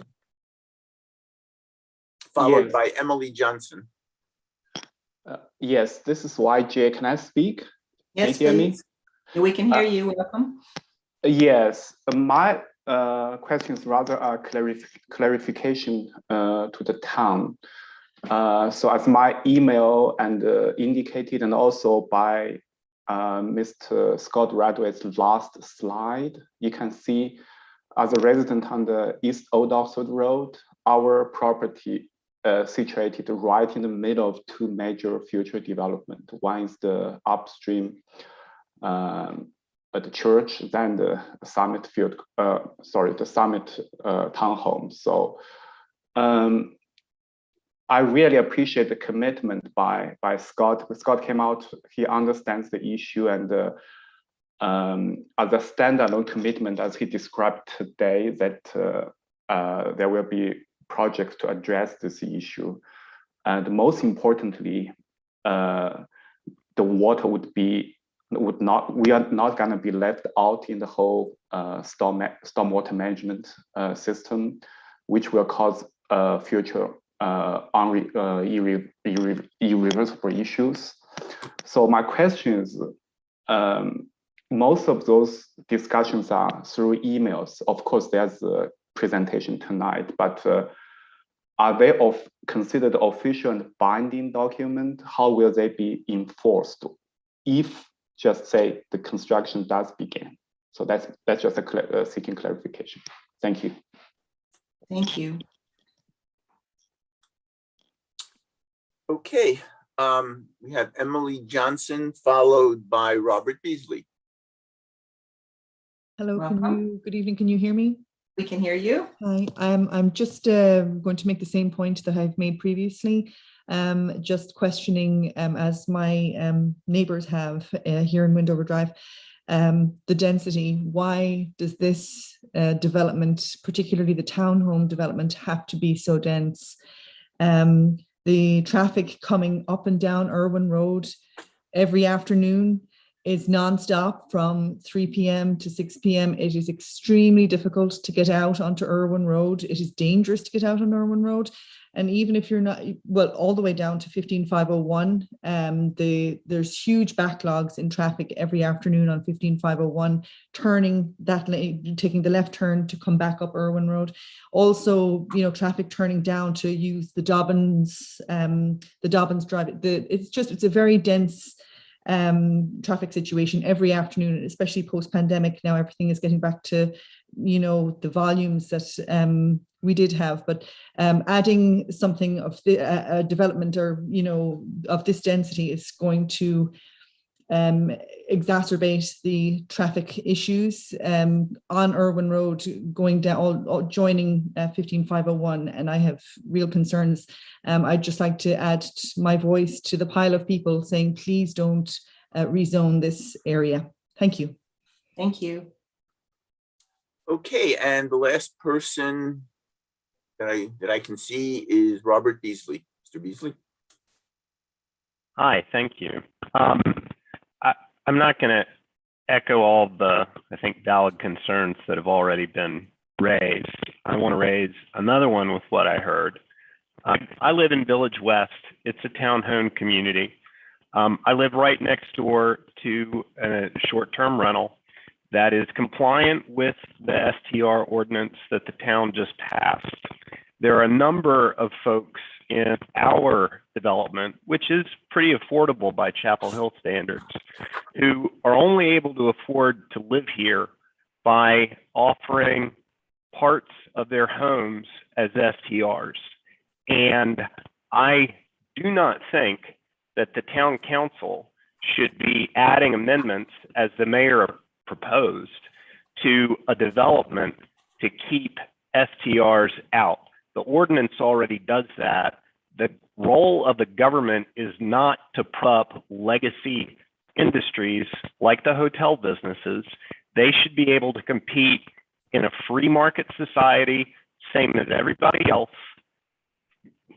You're crossing the line if you do that.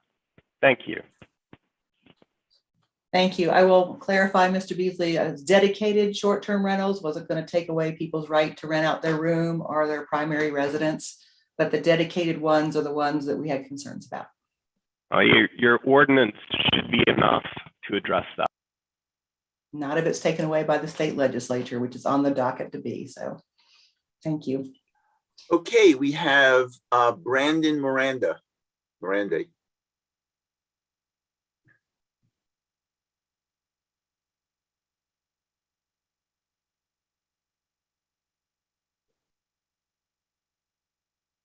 Sorry, can you all hear me?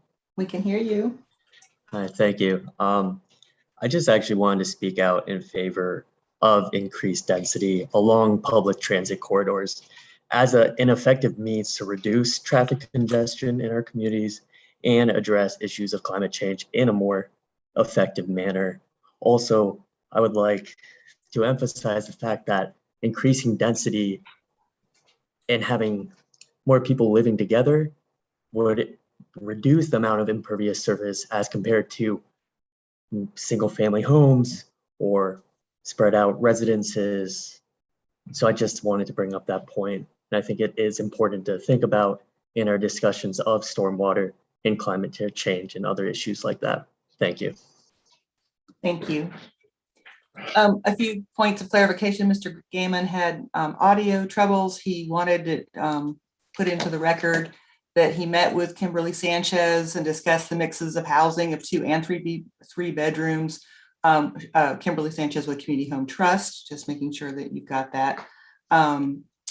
And that we did read all of the, well, I know we really read our emails. I'm not sure why they weren't attached as part of the permanent record. I don't know, Becky McDonald, if you can help us with that, or that they will be officially attached. I'm not sure if it's our clerk's office or the planning staff doesn't have access to all the council emails. Oh, we got Miss Amy Harvey with a haircut. So I believe those have been updated. Okay, thank you. Thank you. Thank you. Okay, great. All right, I bring it back to council for council comments, please. Ms. Ryan? Yeah, hi, thank you.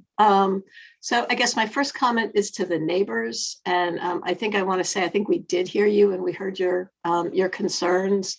The agreement that we've negotiated maintains really, really generous buffers between the neighborhoods and the existing business. It establishes very generous buffers to the townhome communities. So I think we heard you there. I think we're working very hard with the applicant on resolving some of the existing stormwater issues at Summerfield. So I think we have listened to a lot of the neighbor concerns that you had.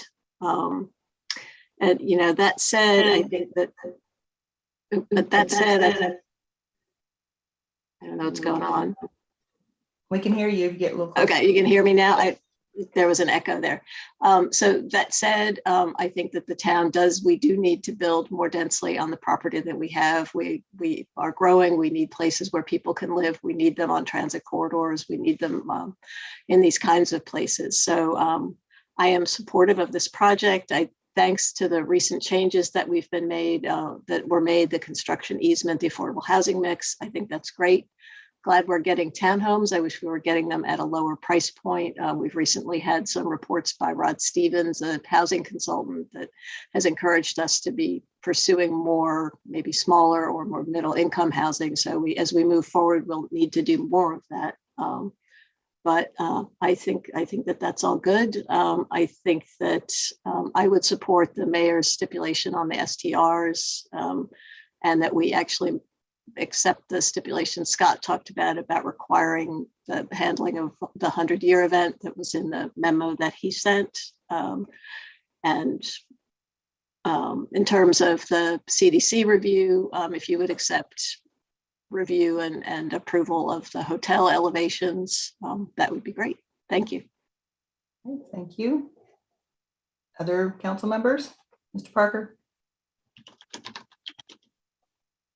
Yeah, I basically agree with what Ms. Ryan has said. I think that I just would, I think townhomes are really, we talk a lot about the missing middle, and this is, I think, as good an example of providing that kind of housing as we're going to get, given what construction costs are these days.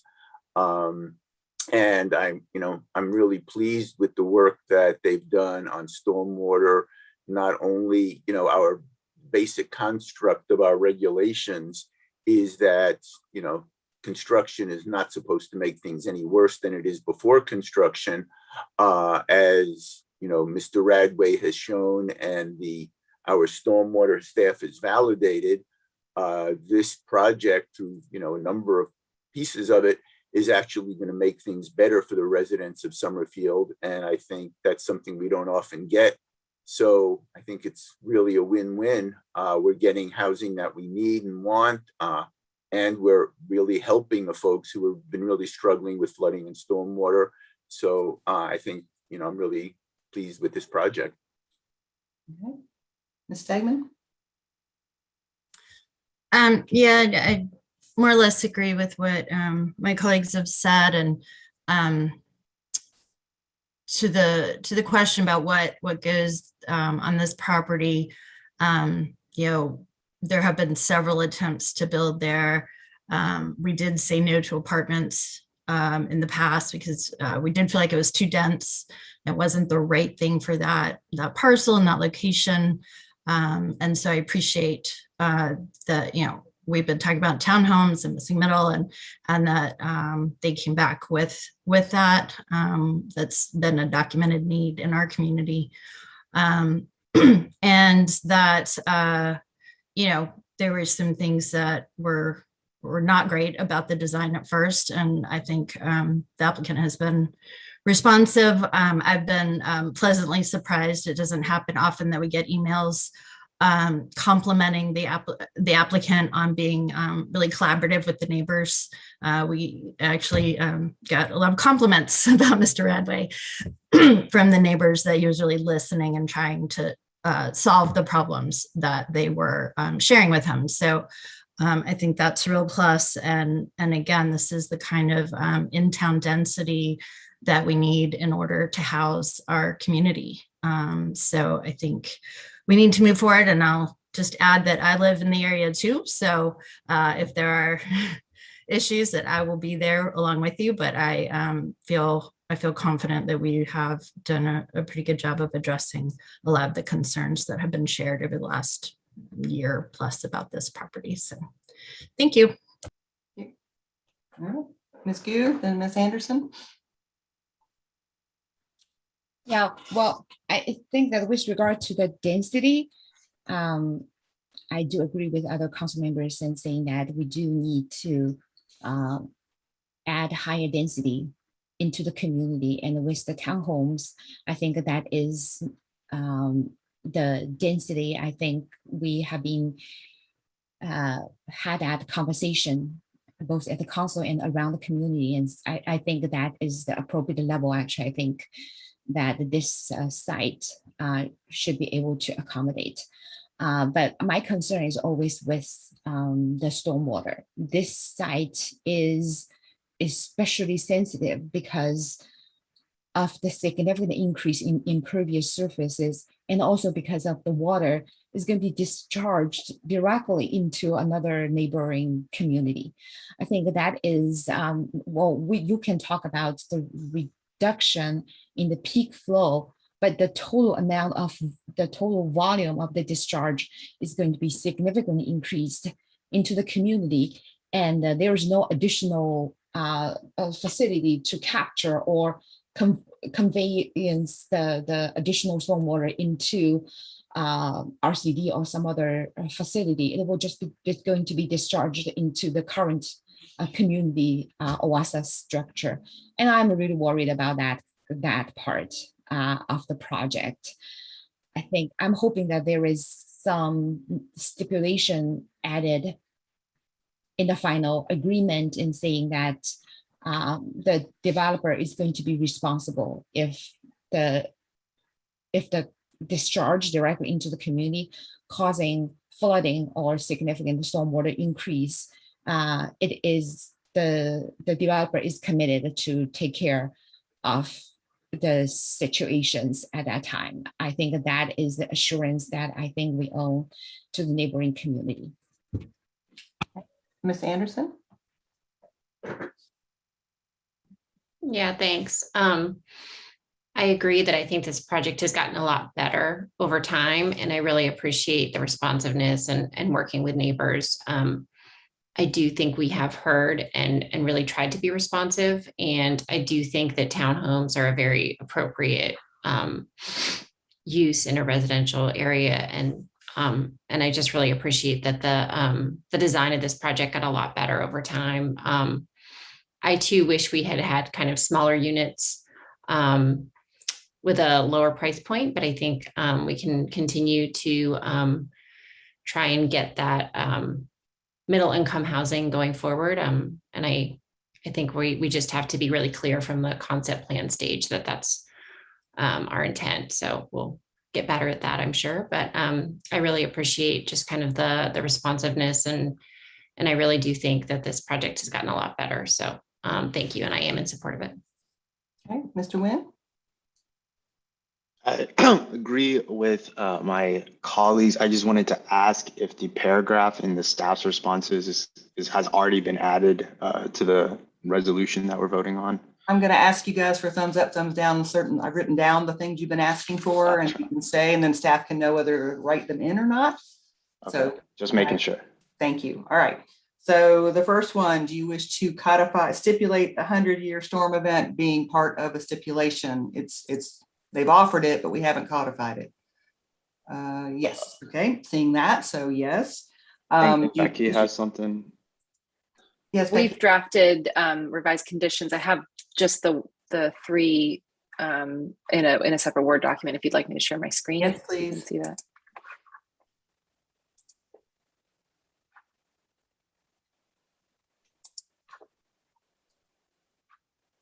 Can everyone see those conditions? Yeah, thank you. All right. All right.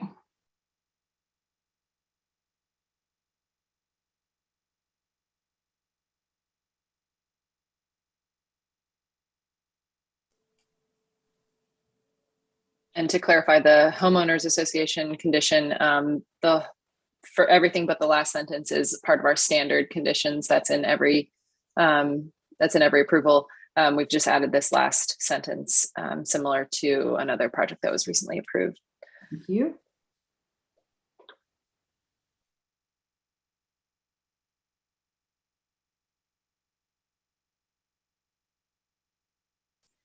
The swale maintenance, Becky, was that drafted? I can't hear you. Sorry, I believe that's already in there. So it wouldn't be part of these revised conditions. I can. I thought we asked about the soil maintenance and they offered it, but I didn't think it was already in there. Let me see if, Alicia, are you still on the line? I am. Do you know if Usually we do the stormwater maintenance requirements for any stormwater facility on the site. We don't usually call out which stormwater facilities it applies for. Okay, so it'd be all the stormwater facilities. Correct. Okay. Council, can we bring you back to full screen, or Ms. Gu? Yeah, the first, the stormwater management plan, when you say at each point of analysis, can we make it explicit that will include the downstream of the outlet point? Because I don't know how, when you say each point of analysis, what those points are. I think we need to make it clear that it is area downstream of that outlet. Could you just put including the outlet?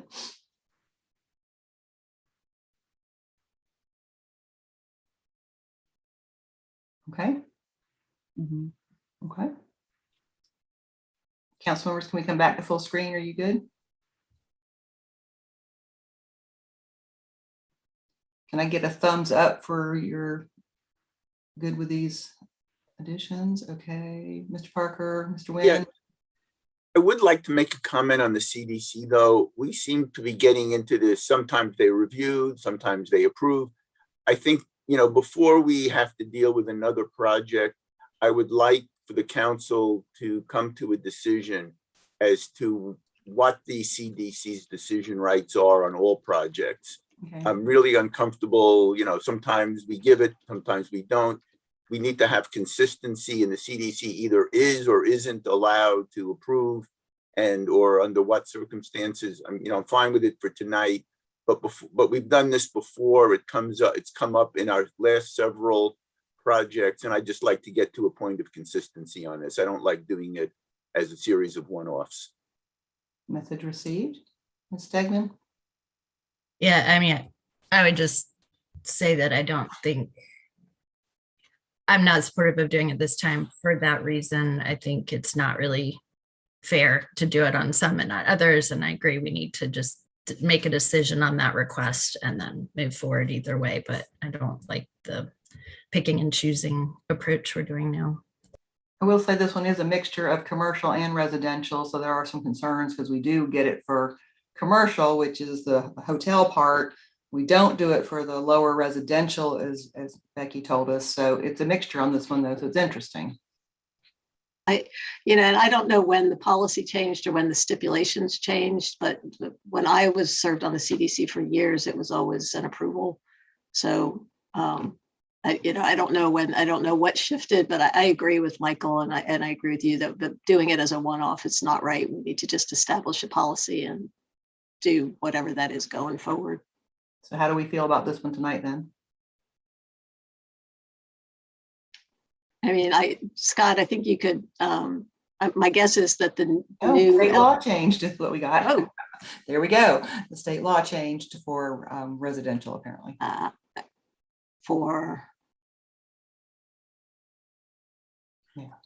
Can we have it for the commercial component as we discussed? I mean, that would happen regularly, correct? Yeah, it would for hotel. Well, could Becky or whomever comment on that? What are our current rules? And is this in accordance with our current rules, or are we doing something outside of our current rules? Do we have any current rules? I believe that the LUMO is slightly unclear as to whether or not the Community Design Commission has review or approval authority. Ms. Anderson may. Ms. Anderson's here, and Mr. Radway has his hand up too. I don't know that we have a thorough answer to the question, but there has been a state law change that restricts the ability to approve some residential components like that. The I can't speak to whether that is where the transition occurred in Chapel Hill, Councilmember Ryan. So, but that is correct. There has been a state law change recently in that regard. That may be the source of it. The stipulation as written right now, the new condition as written right now only includes hotel. So that is what you were shown on your screen. It did not include the residential. So you may have missed that when you were reading it quickly, but that just pertaining to hotel. That is what you would be approving if you approved what you saw on your screen. Right. Not the residential. My question is, are our current rules for the CDC, do they have approval authority over all commercial projects? Becky, do you know, or Mr. Radway, would you like to weigh in? It's a tough one. When I was on the CDC at the same time as Amy on a couple of things, a couple of years in there, is we did review and approve at that time, both commercial and residential. And obviously the rules have changed a lot.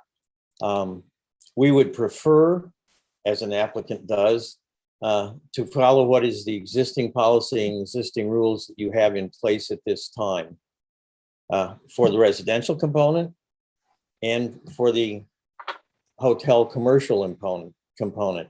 I don't know how you write that or how you put that in, but we're not shying away from wanting the CDC to be able to give good advice, and if it's within the structure that you already have to vote on it. But I would agree with what several council members have said. It needs to get clarified because it makes a difference in this part of the process in particular. That's it. Okay. Not advocating for or against the outcome, just, Okay, thank you. First, I'll go back and share my comments, and then we'll come back and see if we can get to a consensus here. We have been listening. We have been trying to figure out what would best go here. Something will go here. This property will be developed at some point. And we have seen some projects we didn't like. As mentioned, we had some apartment complexes. We even rearranged this one so it fit better into the community. We desperately need to build more densely, but we want to focus on middle housing, and we also want to focus on middle income housing. There's some good public benefits out of this project with 5 affordable housing units with a 30-foot easement and with helping abate stormwater to the neighborhoods and property owners that is already happening with undeveloped property. So the hope is that this is going to work, and putting in stipulations to make sure it's going to work are important. That being said, I can understand the neighbors' concerns about increased traffic.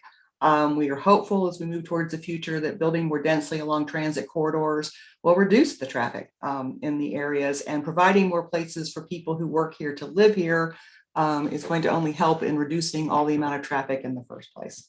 So I'm seeing a lot of positives come out of this, and again, appreciate the developer being willing to work with the property owners. And Mr. Mew asked about guarantees of the things you've recommended. So he put those in writing to those property owners. That is your guarantee. It's in writing from them. So that being said, are we good with the proposed stipulations? Is anyone ready to make a motion? Where are we? Ms. Anderson, you're muted. Sorry, I was unmuted before apparently. Is there a way that we could make it so that like Mr. Radway asked, that whatever the CDC's purview is over the hotel versus, we know that they're not going to be reviewing the residential. So could we just say that, whatever the policy would be for the hotel, if it was a standalone, will be what happens? I mean, that was, it's not articulate the way I put it, but is there a way that could be kind of how we move forward so that it's fair? And then, like others said, we just make sure that we get our policy the way we want it, or we get it right, or we make it really clear moving forward what CDC review and approval looks like. We could just say that it follows the current CDC guidelines in our LUMO. Okay. Is that acceptable? Are you seeing that? Okay. I'm seeing majority of people shake their heads. Okay. So we close the public hearing. Second. The moved by Ms. Anderson, second by Mr. Nguyen to close the public hearing. Any other comments that have been shared on that? Roll call vote then. Mr. Parker? Aye. Ms. Anderson? Aye. Ms. Gu? Aye. Mr. Nguyen? Aye. Ms. Ryan? Aye. Ms. Stegman? Aye. And the mayor says aye as well. What's next? Resolution A? Yes. Yeah, I'll move resolution A. Becky's As, like, as no. amended. That's As the resolution. amended. No, the resolution A is the resolution of consistency. Yeah. Okay. Correct. All right. The move by Ms. Anderson, Second, second by Mr. Parker for resolution of consistency. Roll call vote. Mr. Parker? aye. Ms. Anderson? Aye. Ms. Gu? Aye. Mr. Nguyen? Aye. Ms. Ryan? Aye. Stegman? Aye. The mayor says aye as well, I'll move resolution B as amended. as amended. Second. The move by Ms. Anderson, second by Mr. Nguyen. Ms. Anderson, attorney, do you have something? to Yeah. add? You popped on. I am sorry to interrupt, especially Yeah, since she you looks just- like she's since you about to just do an finished. impression of I think there is, Scream. sorry, there is confusion about the CDC provision that you just talked about amongst staff and myself. So pardon the interruption, but I think this is probably the time to get clarification on what was intended. So I did not understand you to say that you wanted the CDC to have review and approval authority over the elevations in the residential. Correct. Is that correct? But some of the planning staff heard something different. So No, we not just need, residential, but whatever they do with commercial for the hotel component, we would like the CDC to continue with that, whatever that is. okay, but not as pertains to the residential. All right. Right. No. Okay. The CDC should follow its current procedures. On period. commercial. Well, in resident, they don't review. Well, they don't have residential. purview Yeah. over resident, yeah. Right. Okay. Just want to make Okay. sure you weren't giving that authority to them through this condition. All right. Thank you. Is that okay? Becky, thumbs up would be fine. I think, yeah. Thank I you. think we've got Okay. it. Okay. My apologies again. Thanks. All right. The amended resolution. Okay, roll call vote. Mr. Parker, Aye. Ms. Anderson, Aye. Ms. Gu, Aye. Mr. Nguyen, Aye. Ms. Ryan, Aye. Ms. Stegman. Aye. The mayor says aye as well. Motion I'll passes. move ordinance A. Second, Okay, it's been moved by Ms. Anderson, second by Mr. Parker. Any other comments that haven't been shared? Roll call vote. Mr. Parker, aye. Ms. Anderson, Aye. Ms. Gu, Aye. Mr. Nguyen, Aye. Ms. Ryan, Aye. Ms. Stegman, Aye. and the mayor says aye as well. Are we done with this item then? Thank you very much, everyone, for your participation. And we look forward to stormwater improvements in this area, especially the ones you can get done beforehand. That would be appreciated. Okay. Thank you all. Thank you.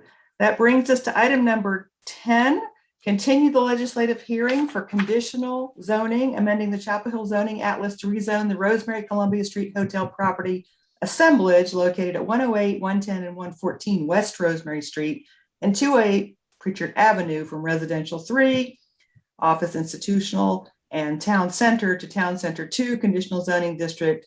And we will not be voting this evening. This is just an update for everyone this evening. This item will be brought back for council action on the 17th, but the applicant wanted a chance to show you the updated version of this project. And we will still be open for public comment on the updated version of this project, but we are here joined with the applicant just to do an update, please. Welcome, Jared. Are you doing it? I'm doing it. Good evening, Mayor and Council. I'm Wendy Ramsden, the landscape architect and project manager from CJT. I am joined tonight by Jared Martinson, architect from MHA Works, and also the developers, Ed Small, John Sandlin, and Gail Wallace. I will just make this the full screen and let's see, there we go. Can everybody see this? Yes. Excellent. Okay. Our goal is to return next week with a full presentation toward getting approval for a conditional rezoning. But as we haven't been in front of council since last June, we did want to give you an update and preview of the changes that have been made on this project. in large part due to the input and suggestions we received from you at the public hearing. I do have a short PowerPoint. There are 7 slides, and I expect it will take no more than 10 minutes. Ed, do you want to speak for a few minutes to start us off? Yeah, and I don't even think I'll take the full few. Thank you, Wendy, and good evening, Madam Mayor and members of council. We appreciate the opportunity for this brief update. We have received constructive feedback from our engagement with the community, with council, with town staff, and we've worked for the last 5 months with our design team to the maximum extent possible to incorporate that feedback into the project design. We hope you'll find what you see tonight to be reflective of that, and would appreciate any additional comments you wish to offer from council in anticipation of our finalizing our concept design. So I'll let Wendy and Jared take over, but again, just want to thank everybody for the feedback we've received. We know it was given with the intent to make this the best project possible, and we think that that goal is very close to being accomplished here. All right, planning is not giving a staff presentation tonight, and they have asked us to give you a quick orientation. The project is, of course, on the northwest corner of Rosemary and Columbia Street. It wraps around the historic town hall building.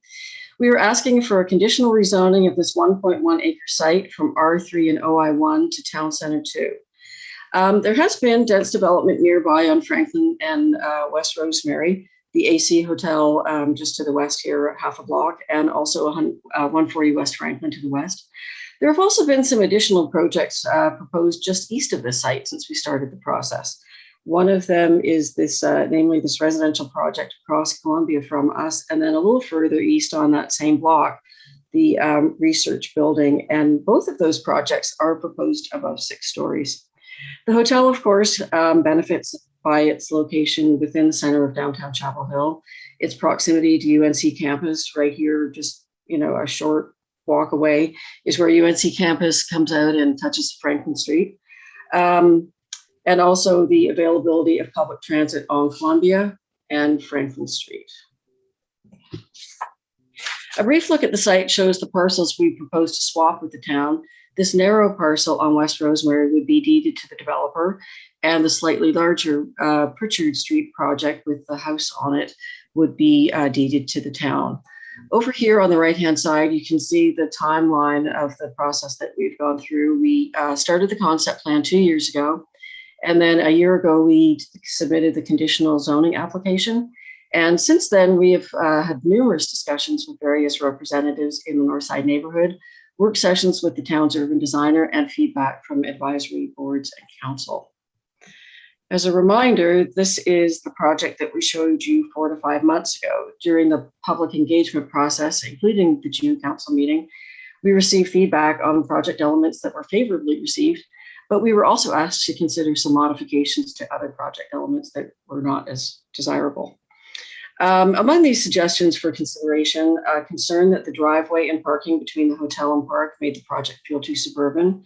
That's this area in here, if you can see my cursor. There was a concern that there was too much building massing close to the north side neighborhood up in this corner. And then we also heard concerns, not just from you people, but from a variety of people at the advisory boards about vehicular circulation, specifically regarding the left turns onto Columbia Street. And that would have been from this northern driveway here.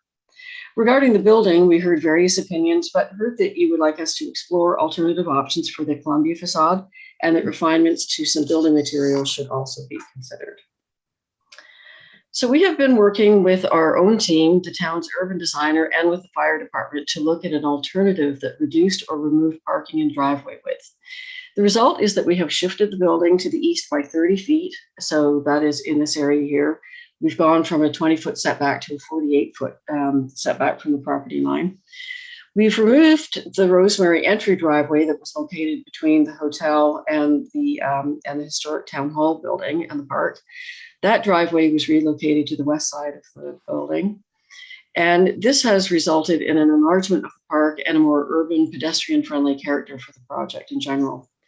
This north driveway, which previously was for service only, is now the main driveway, which accesses the underground service area at the back here, where there's a lot of service and trash collection and et cetera under the building. It's actually inside the building.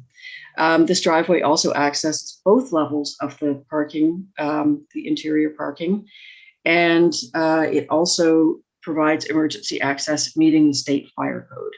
And as a bonus, this driveway relocation over here, as it comes out onto West Rosemary, is now located further from the Columbia Street intersection. So that is definitely helpful. Moving the building east has also resulted in increased building separation from the adjacent residential neighborhood. It's resulted in a reduction in both the building footprint and impervious surface on site.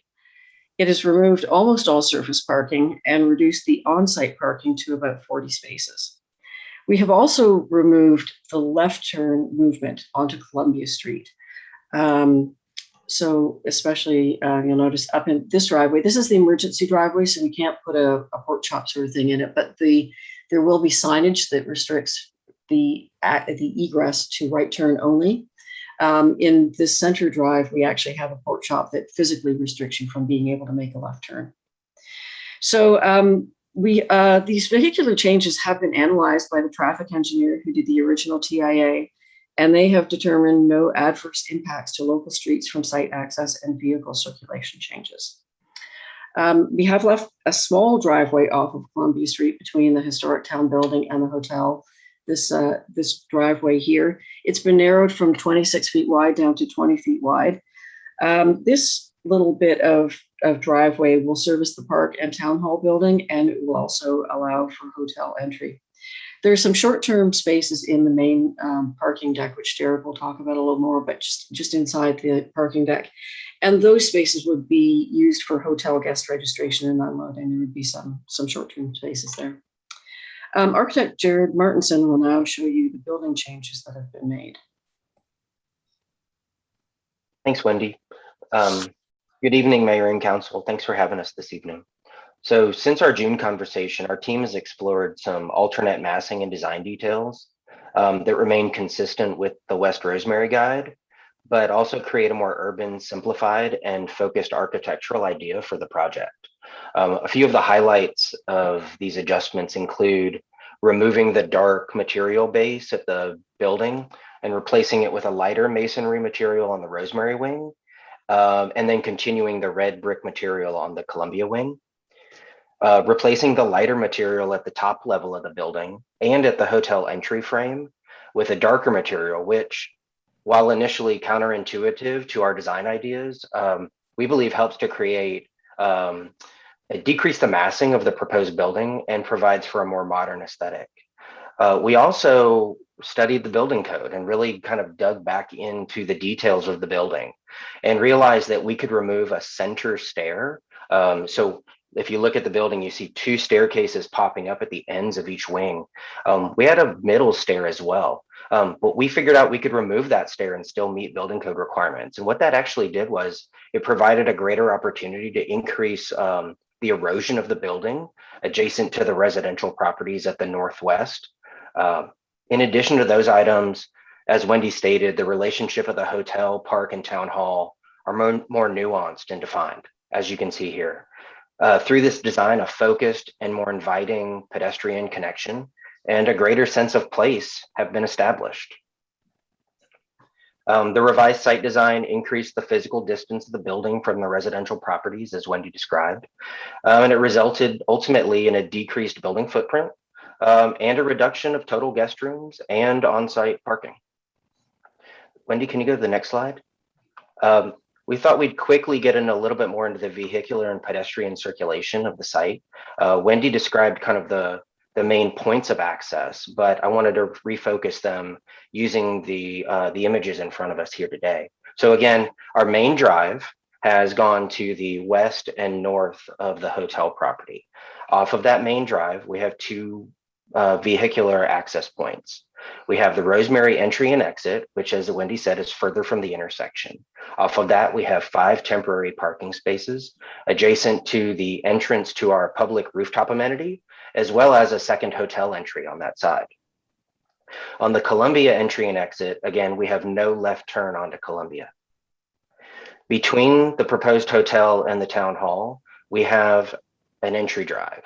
which is our primary vehicle access to the hotel, serves as the service for the future uses of the town hall and the park, and again, has no left turn onto Columbia. If we look at the image on the left now, that's our upper parking level. So a visitor to the hotel might come in at the access point north to south on Columbia, make a right turn onto the site, pull in, see the hotel entry in front of them, and then turn into the garage. Once in the garage, we've got accessible parking, temporary parking, and then parking for guests. At the middle of that space, you see a ramp. That's a ramp that takes you down to the main, the main drive, which at that point, you can either make a right-hand turn to go out to make a right-hand turn onto Columbia, or a left-hand turn, which could take you around to Rosemary or take you to the lower level, which, as illustrated on the slide on the right, contains additional underbuilding parking and our back of house services, which continue to be provided completely under the building. They haven't escaped the building footprint, as it were, and matriculated onto the site. Excuse me. Wendy, can you go to the next slide, please? Thanks. So in kind of wrapping up here, our team believes that the project is ultimately stronger for having participated in the town's public process. Although the design has been revised, we think there's many positive elements that have remained. We continue to be an extended stay hotel. We continue to have the rooftop food and beverage, the Rosemary frontage. We continue to be 4 stories of massing, stepping up to 5 towards the center. We've reduced height at the northwest corner, and in fact, that has been increased, that amount of erosion of building massing. As I just mentioned, we continue to have the service areas under the building, and ultimately, we continue to propose the construction of the pocket park on town land. As Ed mentioned at the beginning, we'd appreciate receiving any questions or comments that you have for our project, and we look forward to returning next week on the 17th to receive your vote of approval. Thank you.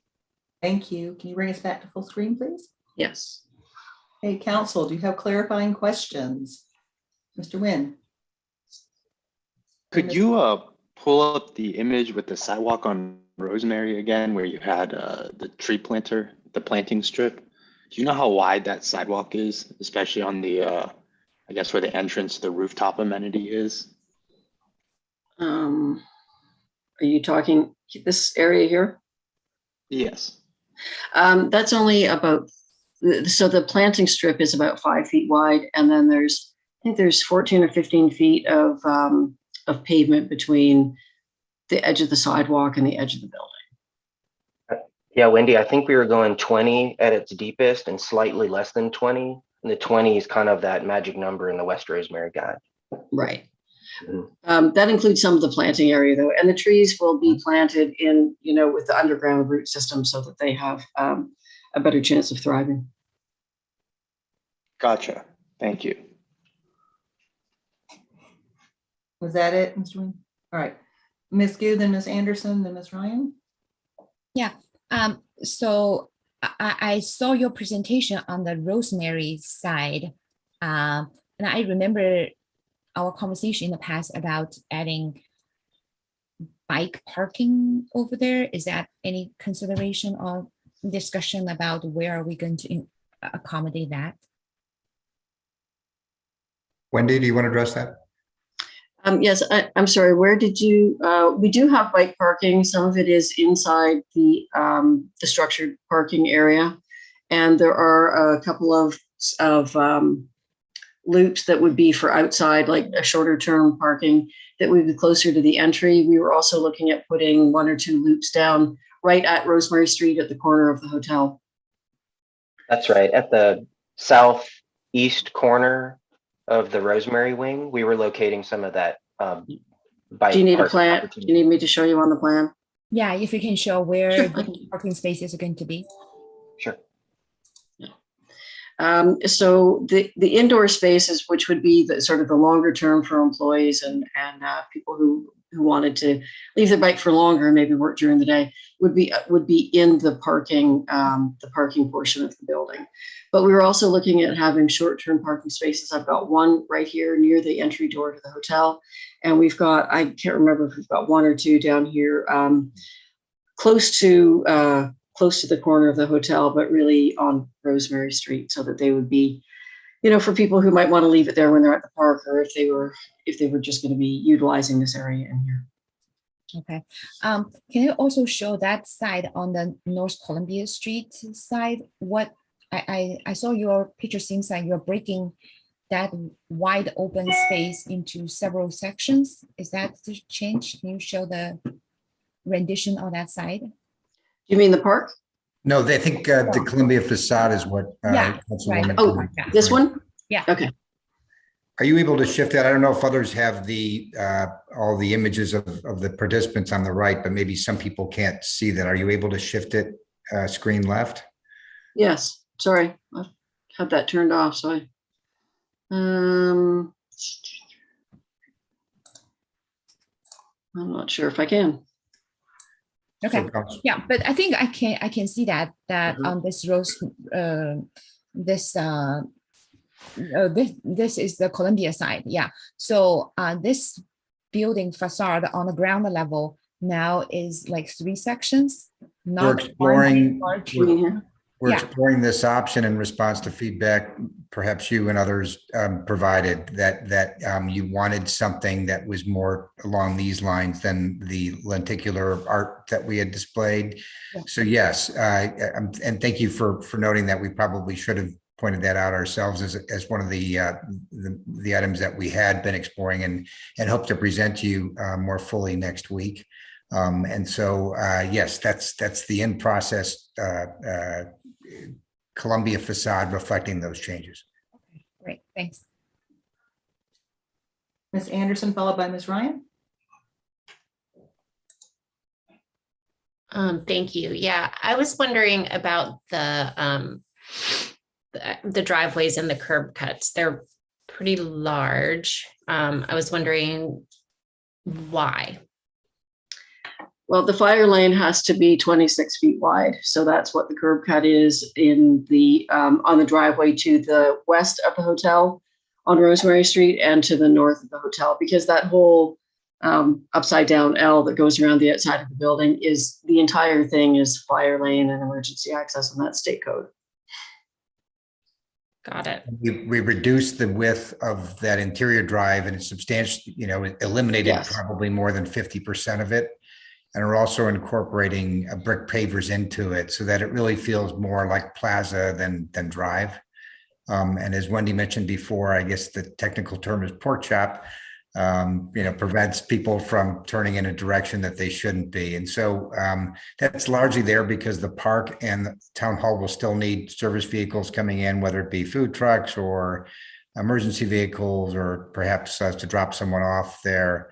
And then it also for our hotel entry. So actually, I think the overall gist that we received in the feedback relative to the relationship of the town hall, the park, and the hotel was create more intimacy and density and create something that has a stronger urban character. And so we hope that what you're seeing here reflects that in your mind and that you feel we've achieved that objective. So.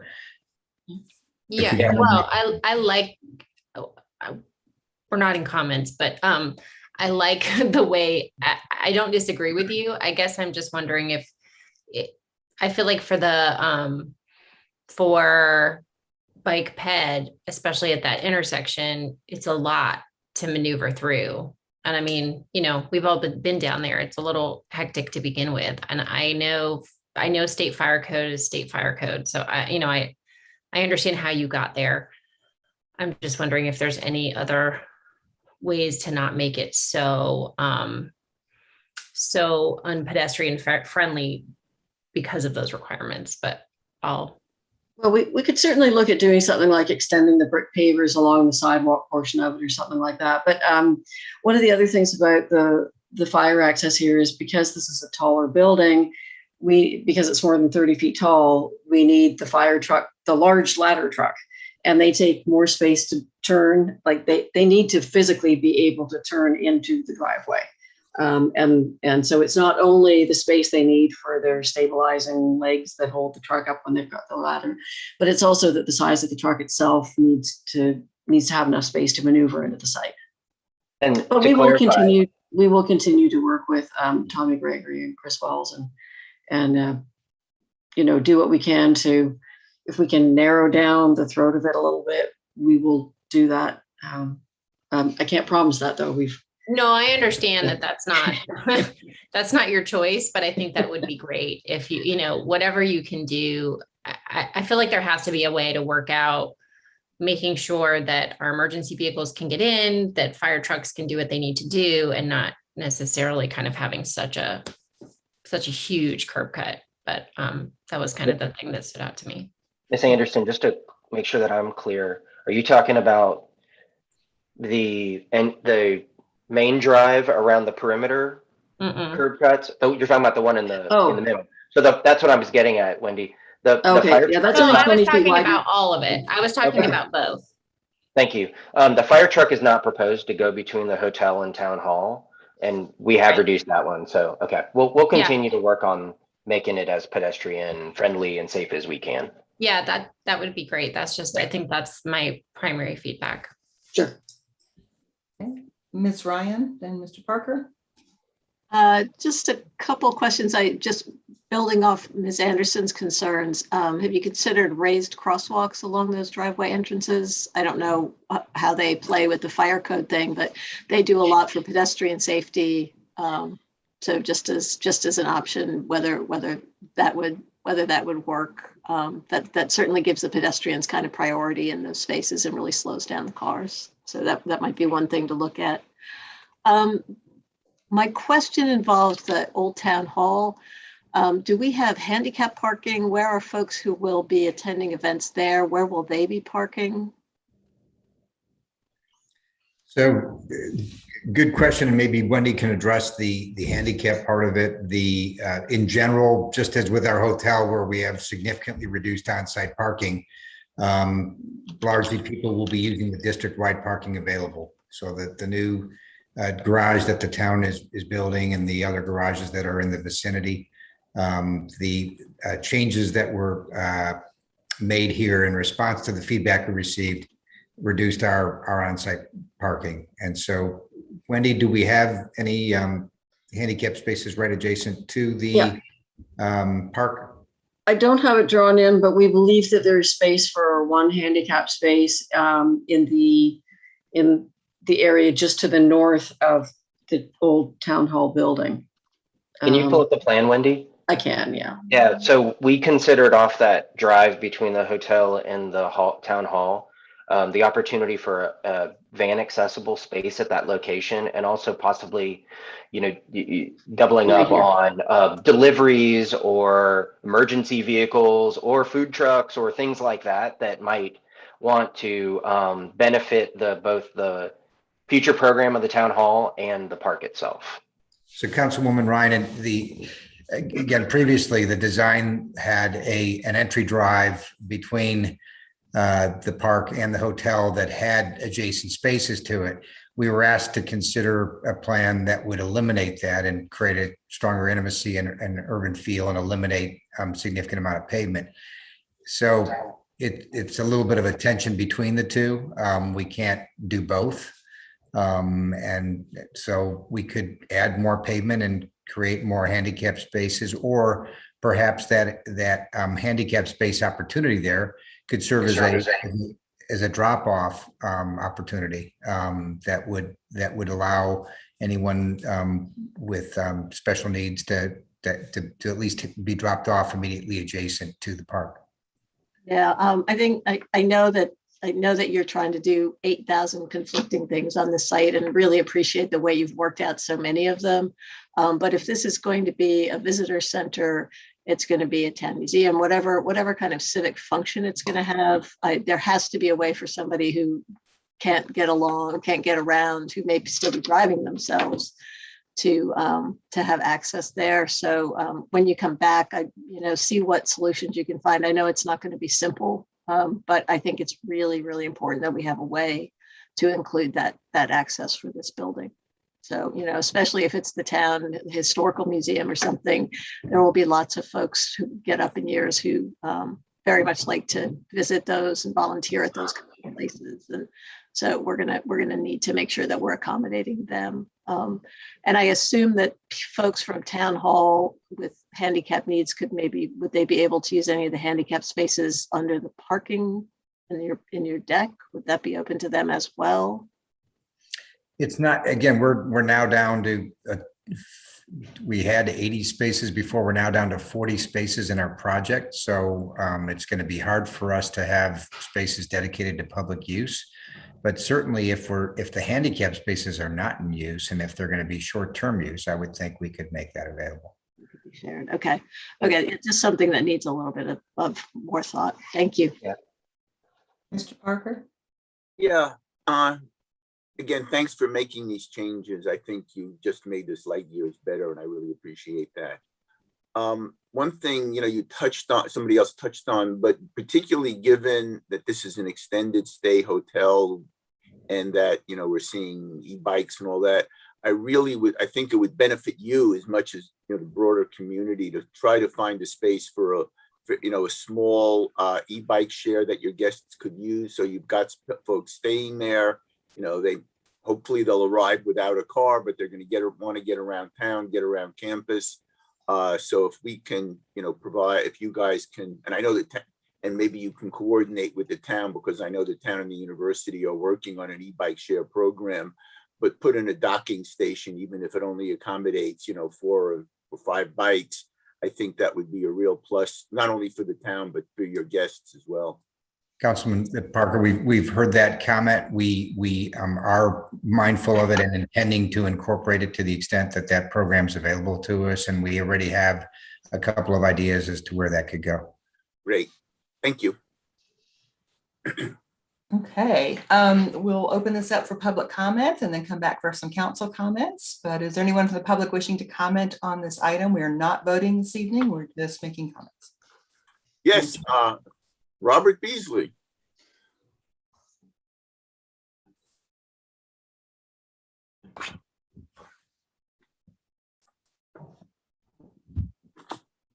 Hi, thank you. I don't know if the developers know, I've been pretty critical of your project. I just want to say it does look much better. I like the changes that you made. The only other comment I've got is, in looking at what you're showing tonight, this looks like a real opportunity for small conventions. Pre-pandemic, I used to go to a lot of conventions, game conventions, comic conventions, music conventions, movie conventions. This looks like could be a real draw for downtown. And the one thing that all of the hotel spaces have in common is some amount of convention space. Doesn't have to be large, but it has to be there. It could supplement a movie convention that's done in partnership with the Varsity. It could be done in a music partnership with the Cave.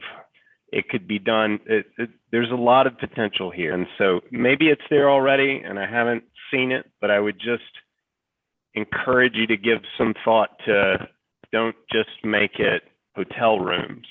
I think there's a real potential here for more than that. Thank you. Thank you. Anyone else wishing to speak on this item? Not that I can see. Okay, I'll bring it back for council comments then, please. Again, we're not voting this evening. Ms. Ryan? So yeah, just let me really thank the design team. I think you've done a terrific job. I know that it has not been easy, but the project has gotten much better. You're really creating an amazing public space for downtown and amenities. So thank you. Thank you so much for that. I would just encourage you, as you I know your sometimes architectural drawings don't show the trees the way they really are because you want folks to be able to appreciate the buildings. I really hope that we get a couple of big mature shade trees in that park if we can fit them in. And if when you come back next time, could you bring some simple site sections just to so we can get a really clear sense of the relationships of the building and the park and the town hall? That would be very helpful. But yeah, thank you. You guys listened. You really responded really well, and we appreciate that. Thank you so much. Great. Mr. Nguyen, then Ms. Anderson, then Ms. Gu. Yeah, I also want to echo the thanks. I think the project is much improved since the last time we saw it. I'm excited to see the renderings of the was that Columbia Street facade with the new approach and what that looks like for pedestrians, and also excited for, I think in one of the last discussions we had, the stonework in the public space that kind of continues the entrance monument, if you will, to the Northside community down by the Jackson Center, to showcase more of the Northside community's history. And I hope that will also be in your presentation to us next week. Overall, thank you so much. All right. Thank you. I think it was Ms. Anderson, then Ms. Gu, then Ms. Stegman. I'll echo the thanks as well. It really has come such a long way, and I just appreciate all the responsiveness and the changes. I agree with the trees for sure. I think that would be a really nice addition to that corner. And I would just again say anything you can do to make those curb cuts a little, I know your options are limited, but continuing to work with the fire marshal and see if there are some other ways, like Amy mentioned, even just having raised crosswalks or ways that you can make prioritizing the bike ped down there, especially given that intersection. I think that would be great. But I think it's just a really great job. And I think I was a little nervous about it being next to the old town hall and how that would work, but I think it really has come together. So great job. Thank Ms. you. Gu, then Ms. Stegman. Yeah, well, I think I really appreciate your change in your design. I think the first when the first version come, I remember that we just feel it's so bland, but this one it's really show the characters or downtown characters of town of Chapel Hill, but at the same time have some modern twist into it. But these two things for somehow just it seems like really go together really well. So I really appreciate that. I think it's a great design. So thank you very much for doing that. And I think that vehicle movement, the circulation, has a significant improvement. I feel very encouraged by that, especially that you're open to the idea to eliminate the left turning onto the Columbia Street. I think that's very important. I heard many community members worried about that. So I think that's a great improvement. I think this the reduced on-site parking, really appreciate that because that's always my comments. So to lots of projects, I'm really appreciate you actually listen and are open to that idea. So great. Well, thank you so much for doing this. And I think the Columbia Street, the art facade, the break them into smaller pieces. I think actually I really like that idea as well. So for the two ideas of somehow to incorporate a bike sharing program or e-bike sharing program, I think that will add to this hotel. A lot of people, including myself, when I go into other places, when I check into an hotel, I actually would like to see they have a shared bike program nearby. That will really help me to going around town. So I would think many people come to the university will appreciate that program when they're using this hotel. And any public spaces or any convention center or any other other times can be shared and used by the community with this public gathering places. You can call it convention rooms or whatever the public meeting places to be incorporated in the hotel. I think that would be great plus to the community as well. But overall, thank you so much. I really like this project. Thanks. Thank you, Councilwoman Gu. Ms. Stegman. I won't repeat everybody, but also really appreciate the changes and your willingness to work with us. It's much improved. And I want to echo the thoughts about the park space and making it really inviting and shady and having places for people to sit, to stay, to really make it a community space. I also, as much as I appreciate how far it's come, I would still love a little more of a modern design, maybe a little less brick, a little more bling, I don't know, a little glass. But yeah, thank you for working with us on this. Thank you. Mr. Parker.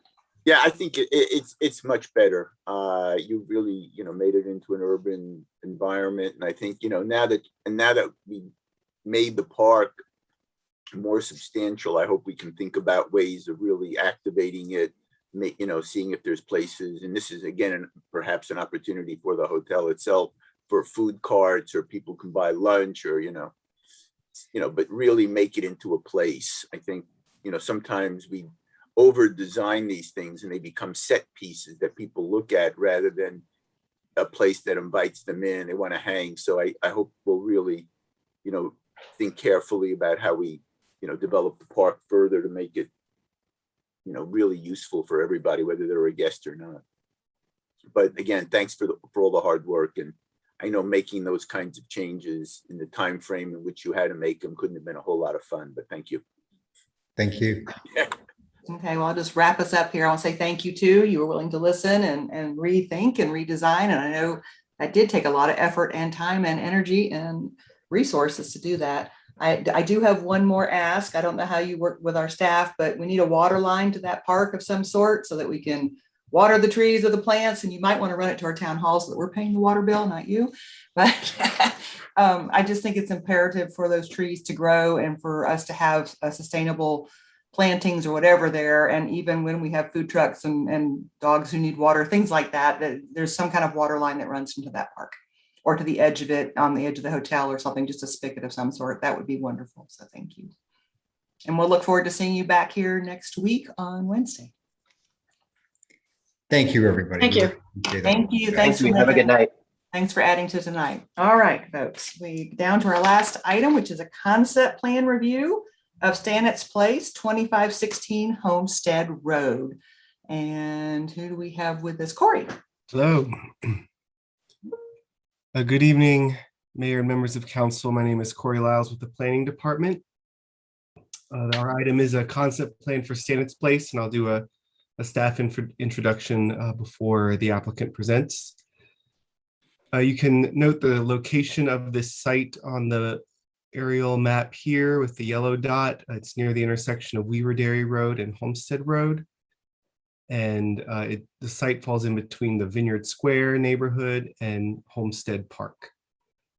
And I've got about 8 slides to share, which will take under 5 minutes with some other background info. Our recommendation is that you adopt a resolution transmitting your comments to the applicant. As a reminder to everyone tuning in, with a concept plan review, we are not seeking any decisions tonight. It is an opportunity for feedback. The applicant is early in their design and generally provides rough sketches. Staff has not yet conducted a formal review for compliance, but there is opportunity for various feedback, including from the public and advisory boards as it comes before council for their feedback as well. The concept plan is a lead-in to different types of formal applications that you see listed here. So we would expect this project to follow one of these paths. The proposal for this concept plan is take a site that's currently zoned residential 2, R2, and develop it for a townhome project, townhomes that would have attached garages. There would be around 47 lots, and the project would include recreational amenities. A little bit about review leading up to tonight. Our town's urban designer has worked with the applicant providing a series of sketches that have informed some updates to the applicant's site design. We've gotten to 3 of our advisory boards. I won't read all of these comments. The comment write-ups are included in your packet. I'll just highlight with the Community Design Commission, they talked a lot about street design, both a network that might have concerns about cut through traffic and appropriate approach for parking, garages, sidewalks. Our Housing Advisory Board talked about some of the finer details of where they could achieve affordability and diversity in the housing supply. And our Stormwater Management Utility Advisory Board, in particular, had comments about the upland zone of the Resource Conservation District. So the area that's part of our stream district and the possible impacts there of the site design. And staff has done a comparison of this site's location to our adopted long-range plans to see what may be in those plans that affect the site. In our future land use map, which is shown here with the site marked by the star, the site is within the North MLK Jr. Boulevard focus area of the future land use map, specifically subarea C. The subarea tells us recommendations for appropriate uses and height. And in subarea C, the townhomes and residence use is listed as an appropriate primary land use. Typical height could be up to 4 to 6 stories across this subarea.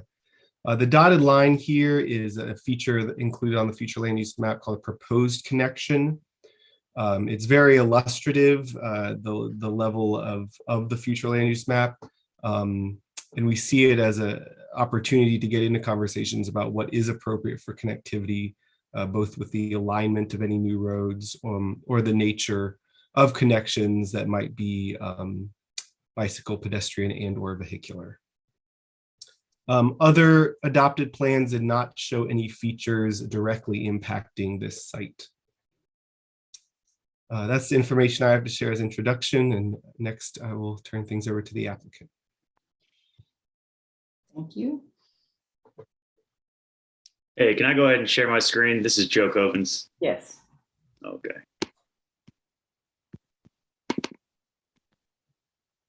Can everybody see that? Yes.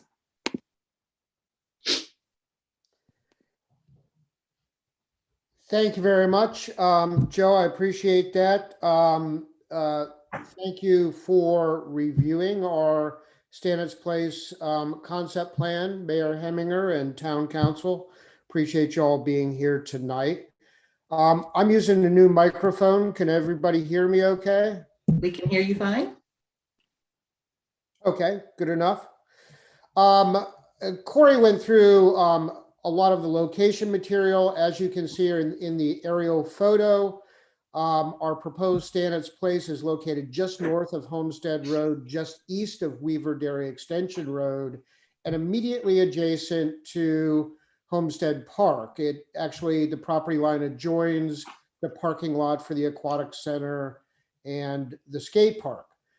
Entrances would be from Cabernet Drive in Vineyard Square, and then Aquatics Drive that leads into Homestead Park. We're proposing 47 townhomes.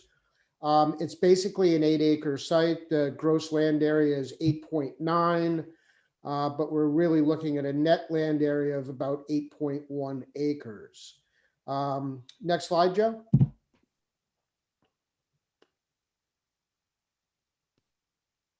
Is that not going through? No, it didn't.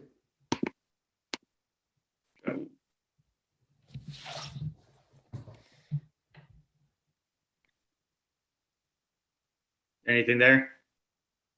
Nope. Huh. Nothing? No, you got it now. Yeah, that's a better one. All right. Let's try that. You made me nervous there, Joe. We look at Stannis Place as a textbook example of infill development. It is surrounded by public utilities, parks, and community services. It is entirely consistent with the adjacent Vineyard Square townhome community in lot size, home size, and configuration. As I mentioned, Homestead Park straddles the eastern boundary, and you can see the baseball fields. There's 6 soccer fields, aquatic center, the dog park, the skate park, and it's all immediately next door to this site, which would make it an absolutely wonderful place to live. It is directly across the street from the Seymour Senior Center, the Human Services Center, and a short walk to Chapel Hill High School, Sewell School Elementary, and Smith Middle School. Importantly, it's right north of the Horace Williams track, which is on the south side of Homestead Road. And this is important as the university struggles to find homes for its employees. Stannis Place will bring middle-income housing to where it's needed most. Switch slide, Joe. We're very proud of this site plan. The plan itself is an 8-acre site, as I mentioned. It's triangular in shape, which makes it a bit of a challenge. However, with the creative efforts of our engineers at Advanced Civil Design and the town's urban designer, Brian Peterson, we have come up with a wonderful site plan focused on a central park. Public sidewalks and a 7-foot wide planting strip for street trees will outline the perimeter of this central park. We've got a mail kiosk at the south end of the central park with plenty of guest parking, both at the south end of the park and at the north point of the triangle. Total of 23 spaces. We realize this has been a problem in the past with kind of compact townhome communities. We're proposing public streets throughout, public maintenance. A long water quality pond will grace the southern end of the site. We intend on heavily landscaping that so it will truly be an amenity for the community. We are proposing the final link in the Greenway Trail that runs through the town-owned 2200 Homestead Road site and the Bridgepoint site, and will hopefully extend all the way to the Green Track and Eubanks Road at some point. We've introduced multiple pedestrian connections to Homestead Park, including a direct pedestrian connection at the upper end of the site, leading to the Aquatic Center and skate parking lot, and a sidewalk connection along the public street at Aquatic Drive. 2 connections to the existing public streets at, again, Cabernet Drive from Vineyard Square and the Aquatic Center Drive going in from Homestead Road. Next slide, Joe. The townhomes will have the same floor plans and elevations as were approved by the council for the Bridgepoint community. They will range between 1,700 square feet and 2,300 square feet and include multiple floor plans and elevational styles. Go ahead and switch the slide, Joe. They will include the exterior elevations that were recommended by the CDC, including the exterior pergolas and garage doors that were recommended by the CDC. Next slide, Joe. This is a picture of the adjacent townhomes that line Cabernet Drive in Vineyard Square. Next slide. And this is the stub out that was always intended to connect to the Stanek property and onto Homestead Park. And as Corey showed, the dotted line in the future land use map. A road may continue in the future sign was required as part of the Vineyard Square approval. And both water and sewer lines were extended with the development of Vineyard Square and are both designed for easy connection to the Stanek property in mind. Next slide, Joe. This is a view of Aquatic Drive coming in from Homestead Road to Homestead Park. There's kind of a sunny area central to the screen on the left-hand side. That's where the entrance will come in to Stannis Place. That's where we propose the entrance to be on Aquatics Drive. Next slide, Joe. This is that same entrance point. I'm standing at the dog park at this point, right up against the fence. You can see directly in front of you, there's a sewer manhole and kind of a straight path into the Stannis property. You can actually drive through there as it is. When Vineyard Square was developed, they dedicated that sewer easement through their property, and that's currently maintained by Awasa. They put gates in their horse fence so that it could be maintained by Awasa with open gates. So that goes through to the Vineyard Square property. Next slide, Joe. This is just a detailed depiction of the pedestrian walkway that will go into Homestead Park there at the parking lot for the Aquatic Center. Next slide, Joe. In addition to Brian Peterson's work on the site plan design, he also spent a good deal of time and several iterations to come up with a central park design that we think is absolutely wonderful. As you can see, there's a central green labeled number 1 that's circular. There is a half circle Chapel Hill stone retaining wall that will be about 3 feet tall. That's labeled by number 3. It doesn't depict it very well, but there will be a brick paver walkway that kind of lines the bottom side of that stone wall. There is a gathering space number 1, which is labeled by number 6, which will have a children's playground, picnic tables and benches for parents to watch their children. At the opposite corner, the southern corner of that central park labeled number 7, we've got what Brian has labeled a gathering space number 2, which is a reader's garden with benches, a little free library, birdhouse, and I think we'll go with the Chapel Hill gravel surface on that, or that's what we'll propose. We both thought it would be a good idea to have a signature tree in the middle of the park, and we're thinking about a live oak, something evergreen that will remain green year round. One of the important additions that we've added to the central park is a 7-foot green strip, something wide enough for a street tree to grow to maturity. So that's a 7-foot green strip in there between the sidewalk and the curb and gutter. 5-foot sidewalk will line the perimeter of the park, and benches will grace the downward side of that stone wall. Next slide, Joe. This is just another view of it. In the upper left-hand corner, you can see the type of stone wall that we're thinking about and the type of brick wall. It's very similar to what we built at Franklin Grove a number of years ago. Next slide, Joe.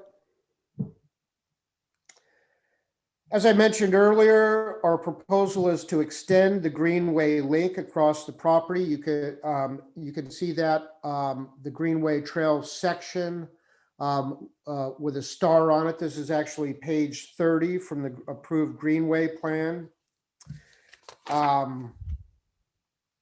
Hopefully it's someday this, as part of the approved Bridgepoint and the 2200 Homestead Road project, this travels westward where it will take a northward track and as I mentioned, will make its way to Eubanks Road and Millhouse Road via the green track at some point. Eric, can you move along, please?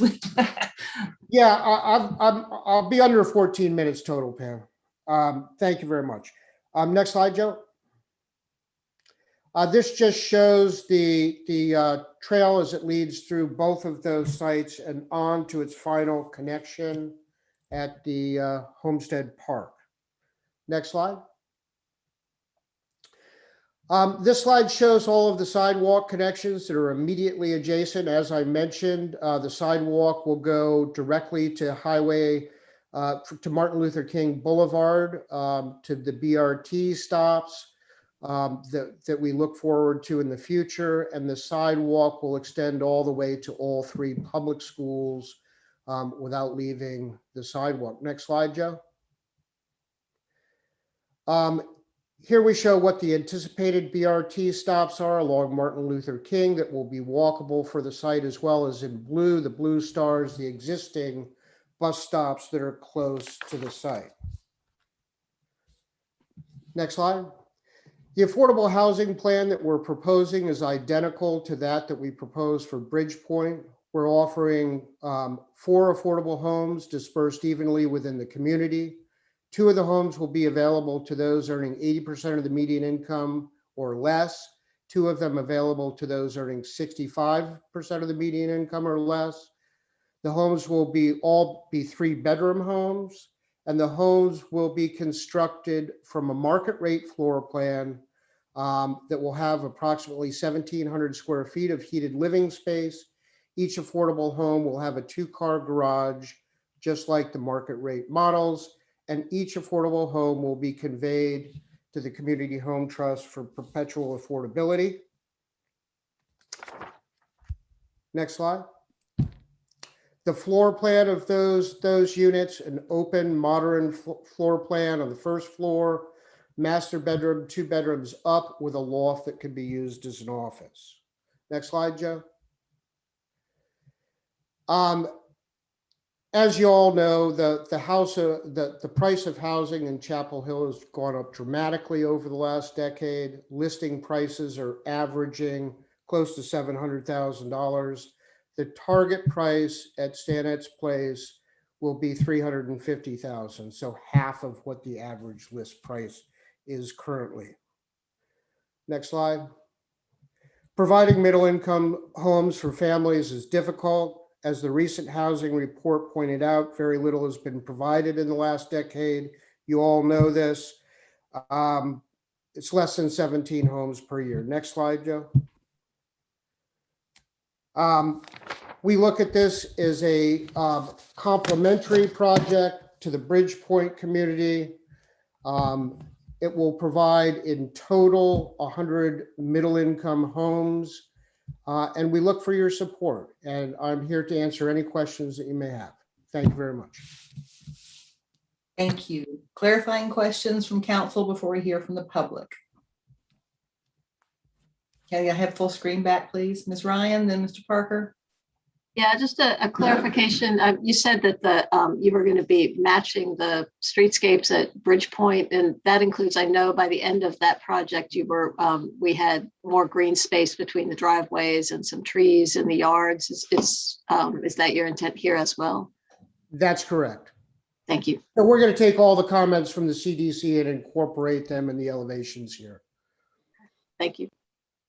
Mr. Parker, then Mr. Nguyen. Yeah, I'm sure we'll be hearing from neighbors, but can you talk a little bit about, you've gone through a lot of showing the surrounding area and connections. Can you talk about how, the potential that this project and Cabernet, not only wind up providing access to this project, but become cut-throughs that people use to avoid traffic on Homestead or Weaver Dairy? I can talk a little bit about that. We visualize this kind of circuitous route of this as something that's not going to tempt cut-through traffic. We don't see that cut-through traffic is going to be a possibility here. We also view connectivity as very important to the overall goals of the town. So Joe, if you want to move to the next slide, just to go through this in advance of public comment, go a couple of slides up, if you would, Joe. So the connection at Cabernet Drive, as you can see here from their approved plan, shows the connection point where the street may continue in the future sign. There will be a total of 24 units in Vineyard Square, out of close to 200 that would be affected by the connection point. They also have, parking should not be a problem. Highlighted are 2 off-street parking areas immediately adjacent to where the connection point would be made. One with 7 parking spaces and one with 5. Each one of the Vineyard Square units has 2 off-street parking spaces in the driveway and 2-car garages. So there's 4 off-street spaces for each one of those 24 units. Next slide, Joe. The streets at Vineyard Square that would be affected are at the town local street width. There had been some comments that they were excessively narrow, but on inspection, and I have photographs of this, they're 27 feet back to back with a 25'5" roadway surface level. Next slide, Joe. And this just shows the water and sewer connections that were set up when Vineyard Square was developed to serve the Stanett property, and that connection through to Aquatics Drive to the Homestead Park area. And then go back to there you go. No, the advantages to connectivity. And these, you know, I don't know if this is an appropriate time to go through these, and I can hold these to later discussion, but just kind of a summary of some of the major advantages of this type of connectivity. It reduces overall congestion on busy roads like Homestead and Weaver Dairy. It provides a pathway and connection for non-vehicular pedestrian connections for bike riders, walkers, and joggers. Allows quicker response time for police, fire, emergency. Volumes of data show that the connectivity reduces the overall accident rates and traffic safety for everyone, greater park usage and exercise, and importantly provides alternative routes when road blockages occur, such are frequently related to trees, power lines, weather events, automobile accidents, etc. So we feel that the connectivity is important for the town. So that's kind of where we are on that. And we understand the concerns of the neighborhood, and we'll certainly meet with the neighborhood to see if there's ways to mitigate their concerns. You know, we'll work vigorously to do that. Is that it, Mr. Parker? Yep, I'm good, thank you. Mr. Nguyen, then Ms. Gu. Thank you. So in your presentation, you made it sound like all of the units were going to be roughly 1,700 square feet floor plans. 17 to 23. Gotcha. And then, so you are not replacing the 3 parking spots at the end of Cabernet Drive? There are, if you can see on that photo, there's a car parked kind of in the right-hand turn spot. Those will not be affected.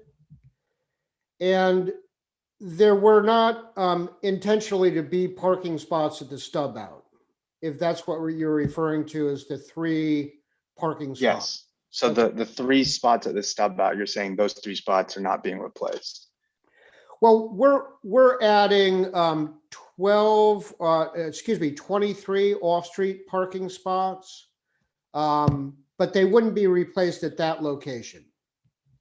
Gotcha. And could you show me where those 23 spots are going to be at?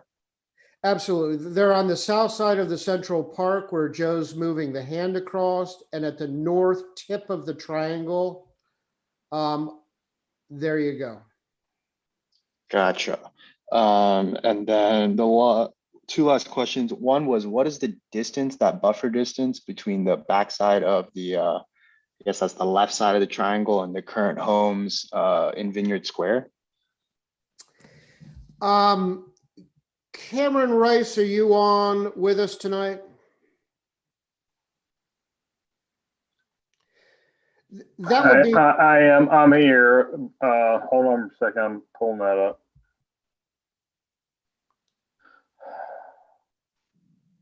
So the question is, what's the distance from the property line? What's the buffer? The buffers that are up against Vineyard Square, Cameron?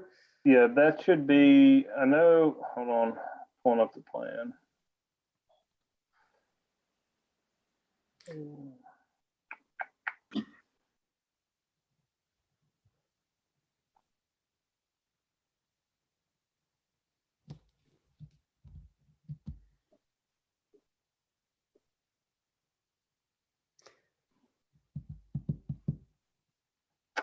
So we're currently showing 10 feet. Which is the required buffer, I think. They're the 10-foot landscape buffer, and I think Vineyard Square has the same buffer on their side. Right. So 20 it's feet 10, total? It's 10 feet from back of property line to the outer boundary. If you want to go from building to property line, that you're probably looking at 33 feet. Gotcha. And then final question, the trees in that buffer, I'm assuming those are the current trees that are there. Is that correct? Yeah, I think we'd have to do a tree count on those and see if it was enough to satisfy the buffer density requirement. But I think it would be intended to keep the existing vegetation there. I've walked it, and there's some very nice mature trees through that area. Gotcha.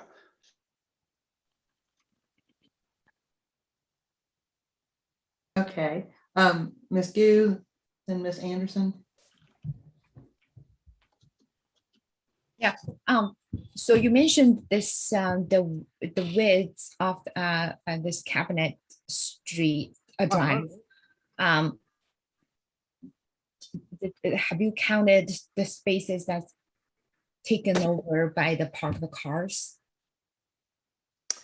No, I haven't. We haven't measured that. I mean, typically what you do is you look at the overall width of the street and see how that fits into the town's guidelines. And they are, and according with the plan, and I've measured this to verify, they're 27 feet back to back, which means you have 25.5 feet of pavement surface, which is what we're proposing as part of Stannett's Place as well. That's your typical town standard for local streets. And that applies throughout Vineyard Square, which is very typical and meets town standards.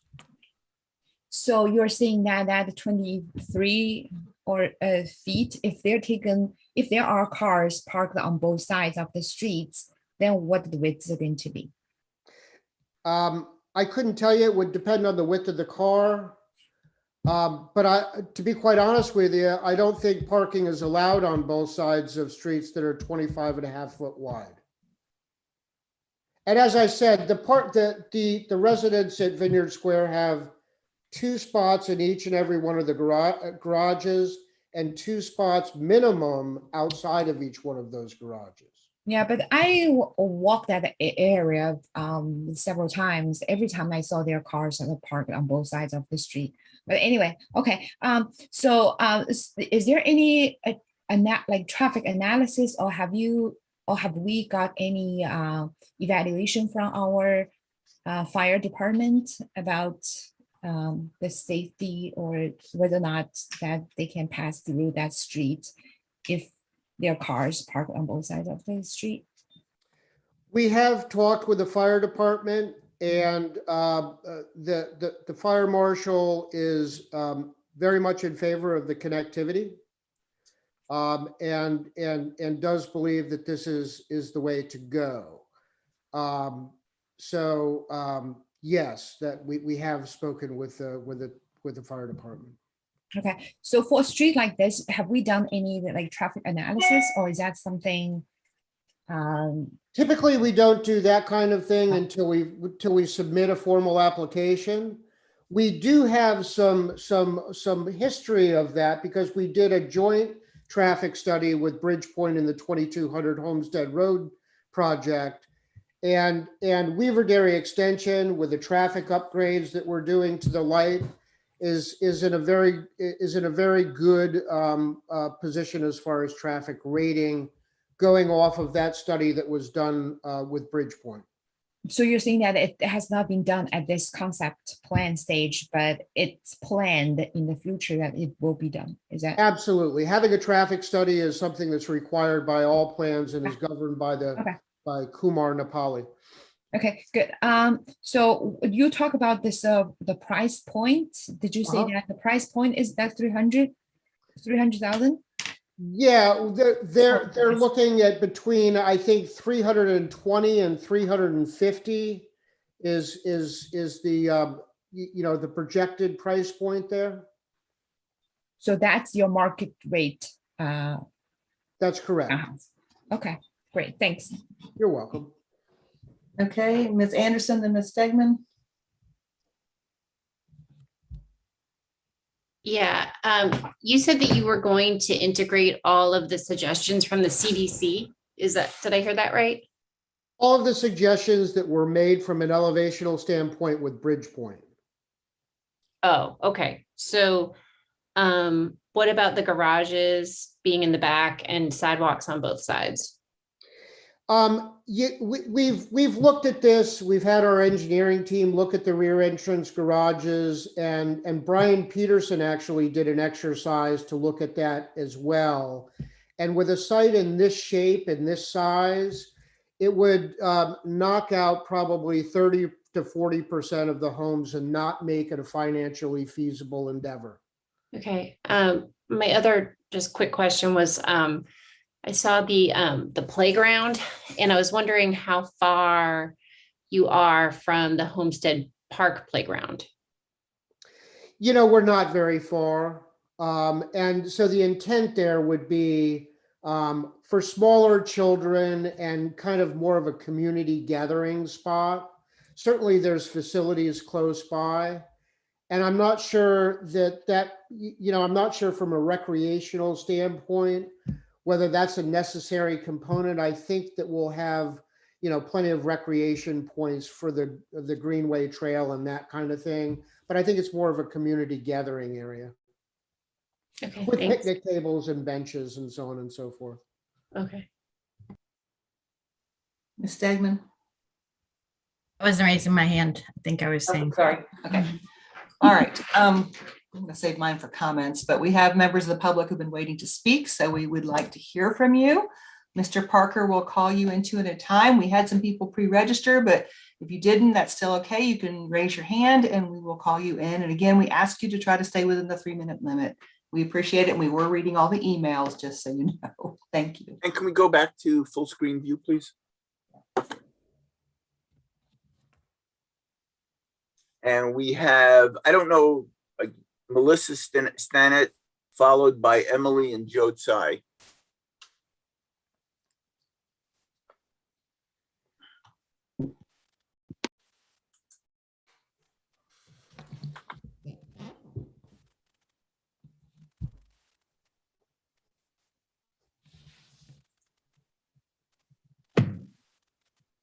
Welcome. Thank you. Hello, I'm Melissa Stannett. I've lived in Chapel Hill for 49 years and have been pleased to watch it grow in ways that I certainly never could have expected. My grandparents purchased this farm back in 1975, and I've been very fortunate to live at this site for the past 25 years. When my children were quite small, Parkside, Homestead Park, and Vineyard Square sprouted up and became our neighbors and really our neighborhood. During the construction phases, we were apprehensive about how the lighting, the traffic, tree removal, and just the surrounding growth would impact our family home. Our concerns faded as the benefits of being part of the larger neighborhood became clear. My kids had a safe and friendly bus stop in the Vineyard Square neighborhood throughout their school years at Sewell, Smith, and CHHS. With my kids now grown, I still benefit from the sense of community and safety as I walk my dog and I see familiar faces along the way each morning. My hope is that the development on this site extends the connection with Vineyard Square and the larger Parkside community.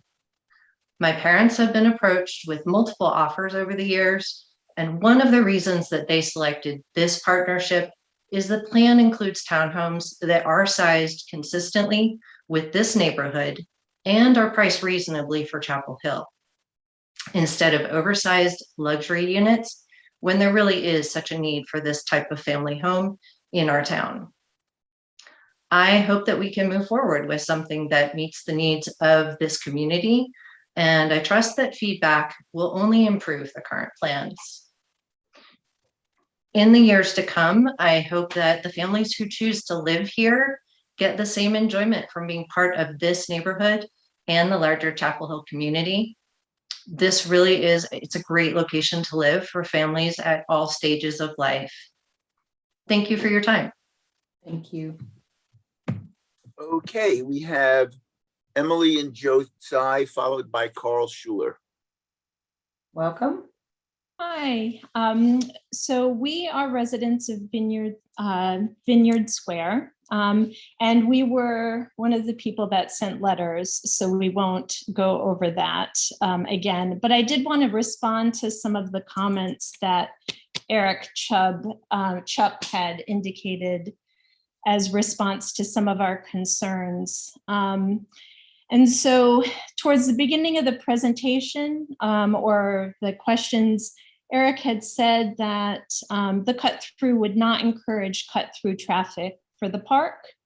But then when listing the benefits of the connectivity and cut through, indicated that it would reduce congestion and traffic on busy roads like Homestead and Wary Deaver Extension, and that it provides alternative routes in case of blockage. So that seems to go against what he indicated previously. I'd like to comment that it also doesn't just impact the traffic doesn't just impact the houses on Cabernet Drive. It impacts all of the houses on Vintage Drive as well, because we take Cabernet Drive to get to Vintage Drive. And Vintage Drive is also an alternative route that people from other neighborhoods could take to get to that entry into Stannett's Place. I'd like to indicate that connectivity through drive, like cars, does not really mean connectivity of neighborhoods. Connectivity of neighborhoods is really done through the walk paths and walking around the community. So having a walk path between Vineyard Square and Stennett's Place would be greatly welcomed. It's the connectivity of the road, of car traffic, that we're really concerned about. And I would like to also just indicate that 10 feet of buffer between the back of the Stannett Place houses and Vintage Drive is a clear reduction of privacy. I think one of the great things about the way that the Vineyard Square setup is that despite the density that we have here, they've really protected the privacy. And so there needs to be a much larger buffer between Vintage Drive residents and the Stennett Drive residents. I'm sure they would have the same concerns that we have. Thank you. Actually, finally, the developer is disingenuous when he talks about the amount of parking that's available at each townhome in Vineyard Square, where he claims that the garages can fit 2 cars and then the driveways can also fit 2 cars. That is in fact not true, as anyone who has either resided in the neighborhood or walked the neighborhood can see. Thank you. Thank you. Okay, Carl Schuler, followed by, and I apologize in advance if I get this wrong, Ina Chivilieva.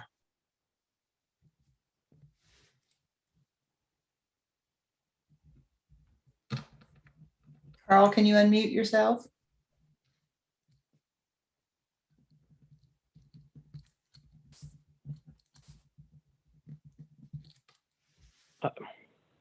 Hi, Carl Schuler. Thank you for having me. Madam Mayor, Mayor Pro Tem, members of council, Mr. Manager, Madam Attorney. Carl Schuler, I live at 102 Vintage Drive, and I am part of the 25 units that abut the Stannett's Place. You've seen our emails, you've heard concerns, so I'll just clarify on a couple of points. It would be interesting to see what Mr. Kumar and traffic analysis has. In my amateur view or measurement of the street, it came out to a 22-foot width. And combined with parked cars or stop delivery vehicles and additional traffic flow, that would be an issue to work with and to keep in mind. And I appreciate council's concern on that. The next aspect is with the buffering. And as Mr. Troop had mentioned, that these proposed units will be from 17 to 2,400 square feet, possibly 2 floors at least, possibly 3. And just to pay attention to the concern with the buffering, because the way that Vineyard Square is set up has their master bedrooms and baths on the 3rd floor, and that would be facing southward directly onto the units. And I think what we need to have is the concern for privacy between existing neighbors and for future neighbors that come into Stannett's place. Traffic is also a concern as with the proposed cut through or in continuing Cabernet to Aquatics Drive. I would like to see whether there could be opportunities to look at having the traffic pattern come in from Homestead Road itself. It is a larger roadway that can handle the traffic. The concern is with oncoming cars, in addition to those that walk in the neighborhood and pedestrians in the neighborhood. Those would be concerns with additional safety. We already have seen some good benefits with the walking pathway that Vineyard Square has in accessing Homestead Park. And I would very much like to see the consideration, rather than having a motoring access through Cabernet, to have a pedestrian or walkway path that keeps in line with the goal of connectivity and greenery. And it allows for safety and having better design flow towards Homestead Road. And that would be a concern. I appreciate the time. Thank you. Okay, we have Ina Chivilova, followed by Yehua Y. This is a rough night for me. You need to unmute yourself, Ina. We can't hear you. We can't hear you. You're muted. There you go. Can you hear me now? Okay. We can hear you now. Yeah, I'm a resident at Vintage Drive, and I share concern of my neighbors regarding the vegetation buffer and the connectivity and increased traffic on the streets of my neighborhood. I can hardly understand how 10 feet could be enough to provide a privacy between houses, which will be looking window to each other. And if you look at the current houses on Vintage Drive, the master bedrooms and master bathrooms are on the 3rd floor. And we have a lot of windows in those rooms. It means that the one tree which is proposed on this vegetation buffer will not be able to provide any privacy for those rooms. The developer hinted that the Vineyard Square had enough space for parking, which is not true. If you look at the neighborhood, all parking spaces are overtaken, and the garages are small, and they can probably fit only 2 small cars, but with the current car sizes, it's not possible to put 2 cars in the garage. I tried, believe me. And my another concern is about the storm water. The houses on the Vintage Drive are built on the slope, and in some houses, the back walls are buried under the ground. During the heavy storms, the water is coming through the walls inside the house, and it leads to the wall rot and growth of mold. I've already spent thousands of dollars establishing drainage system to alleviate this problem in my house. I am afraid that the small buffer, which is currently proposed between my house and the new houses, will be not able to accept the increased volume of storm water, and no drainage system will help to alleviate this problem. I'm not an engineer, but from what I see in the current situation, it's already, my drainage system already at the top of its capacity.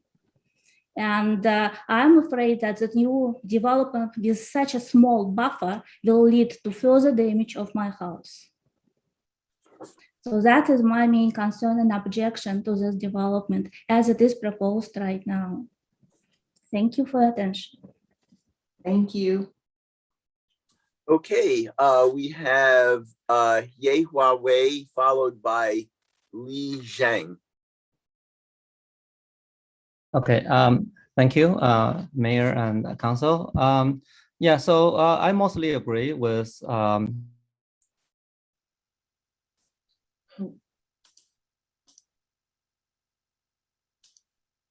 You're Mr. Lee, muted. you're on mute. Yeah, you're on mute. Sorry. I'm sorry. Yeah. Okay, yeah. Sorry about that. Okay. Hi, Mayor and Council. Thank you for your time. I will just keep it brief because most of my concerns have been already voiced out by my previous neighbors who spoke, as well as the letters that I signed, which was written by Emily and Joseph Tsai. I just want to give a little bit of my personal perspective.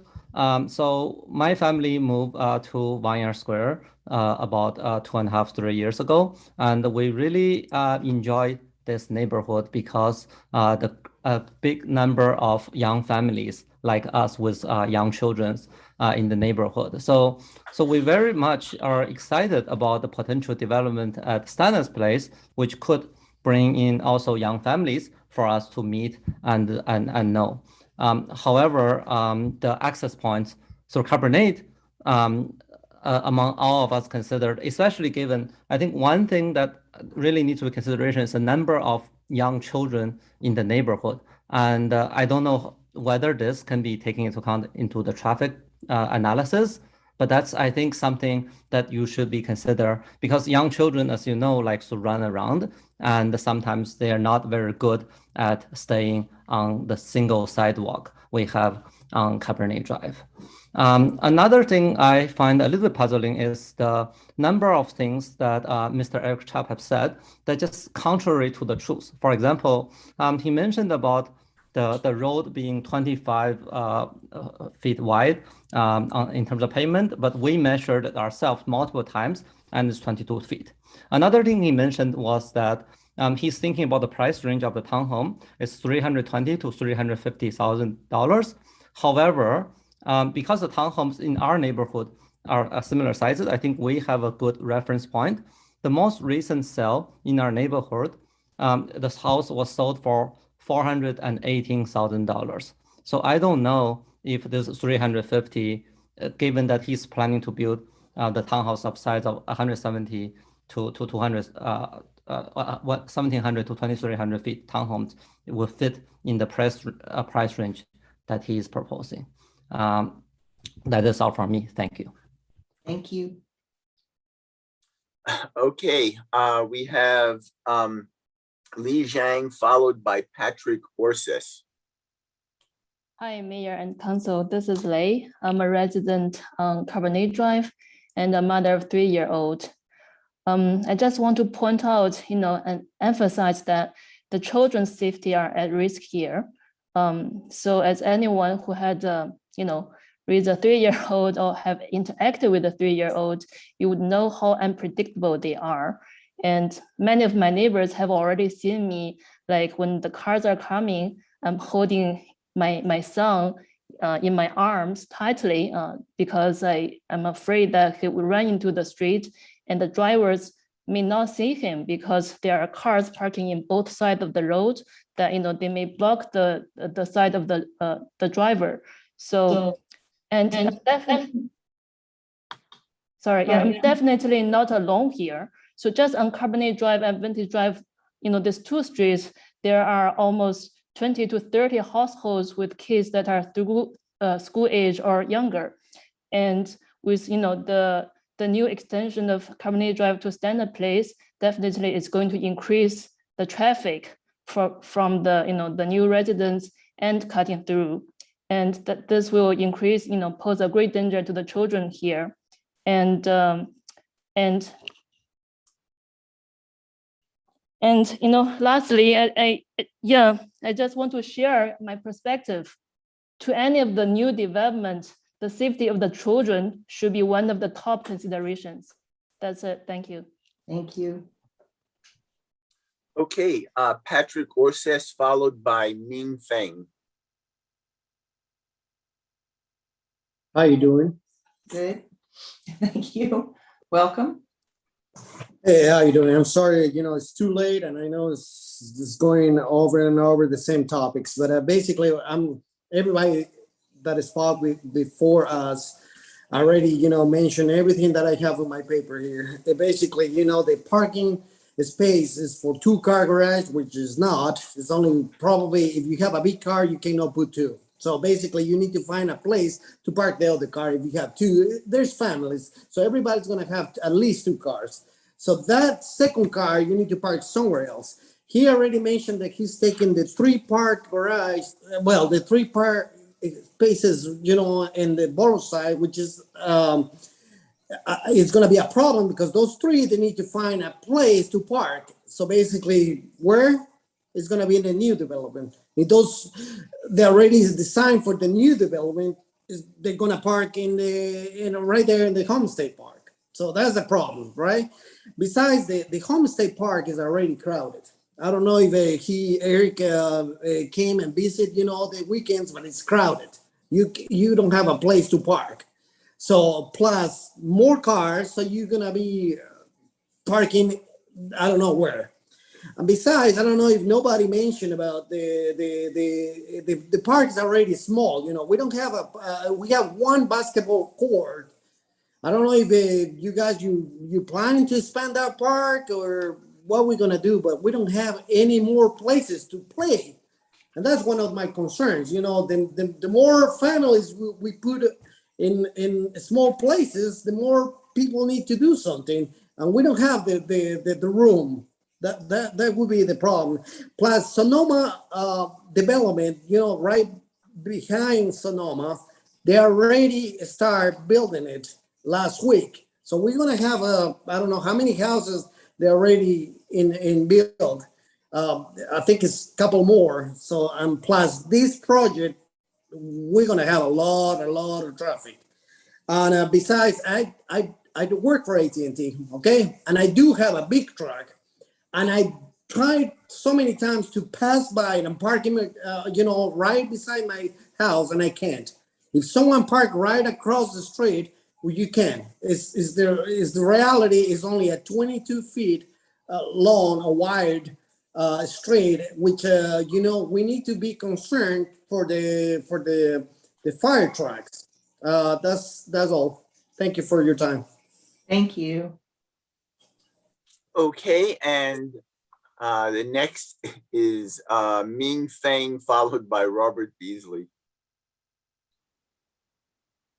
Hello, can you hear me? Yes, we can hear you. Okay, I just want to emphasize how we measure the road is like, because the road for the driving is only the asphalt road that will be available for driving. But measure that is only 22 feet. So it's not exactly the 25 or 27. So we don't want to open the big eye and tell lies. It's 22 feet. So that's what my concern. Okay. Thank you. Okay, and next, and I believe last, is Robert Beasley. Thanks. I just want to say a couple of things. The price point of this development is really impressive, especially given the discussion a week ago about some of the comments made that you can't build a townhouse for under $500,000 in Chapel Hill. And these have garages, which may not be able to park 2 cars, but can certainly park 1 and some bicycles.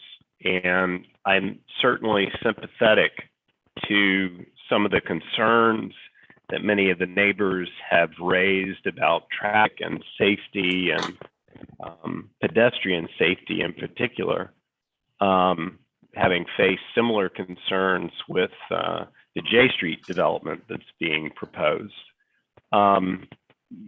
This is an important price point for Chapel Hill, and I hope that we can work through those concerns and come up with a solution that works.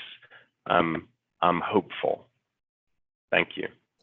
Thank you. There's two more. Michael, you call them. Oh, good Lord. Okay. Susan Nassar, followed by, and I'm sorry again if I mispronounced this, Ji-Wei Liu.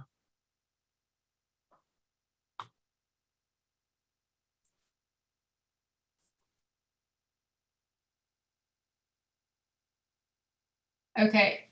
All right. I apologize. I know everybody's exhausted, but I've already written letters and everything, so I'm not going to repeat all that. I am our HOA president. You're all hearing me, right? Yes, we hear you. Okay.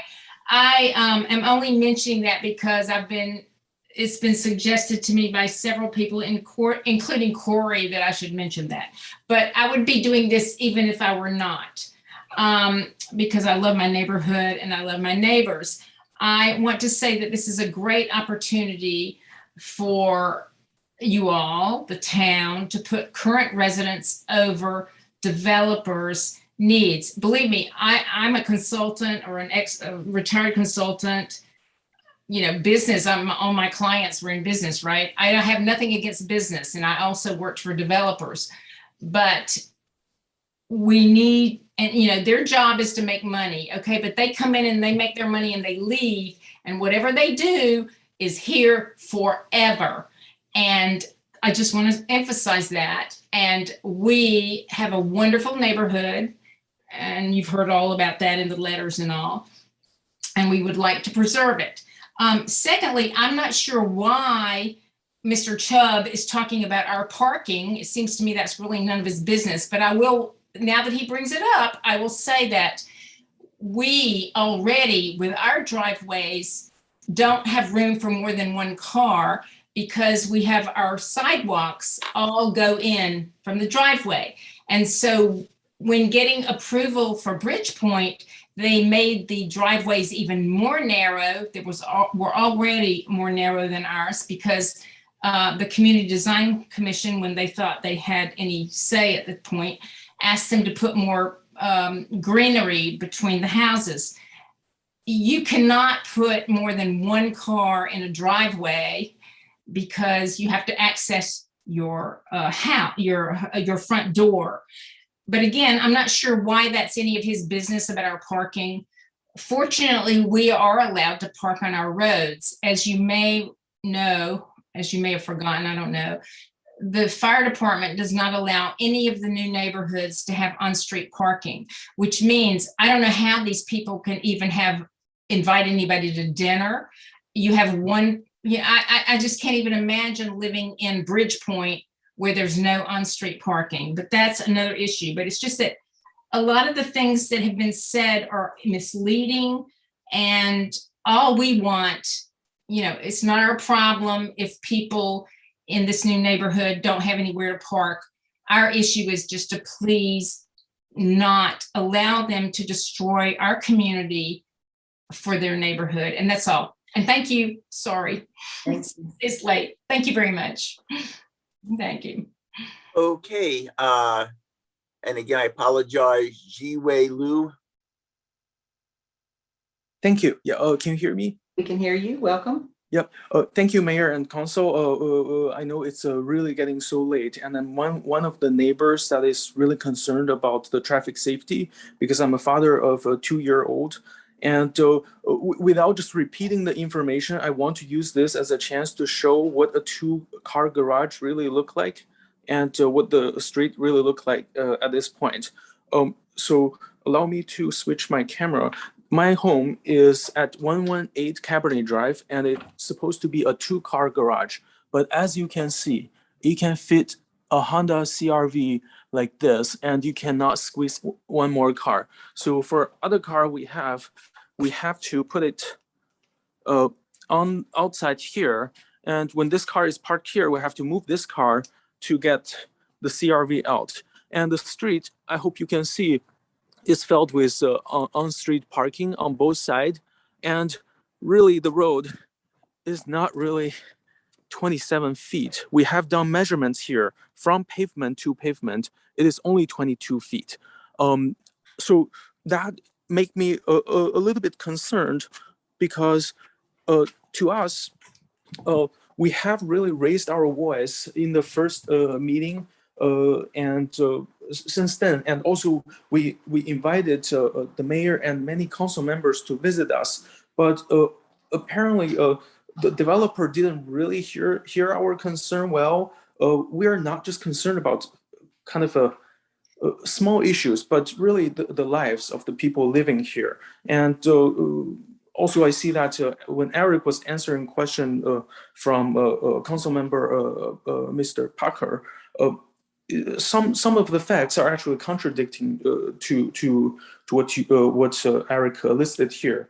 And I wish that the safety of the neighborhood, and really most important, the safety of not only the neighborhood here, but also the future kind of neighbors in the new development will be taken into consideration, not just the financial interest.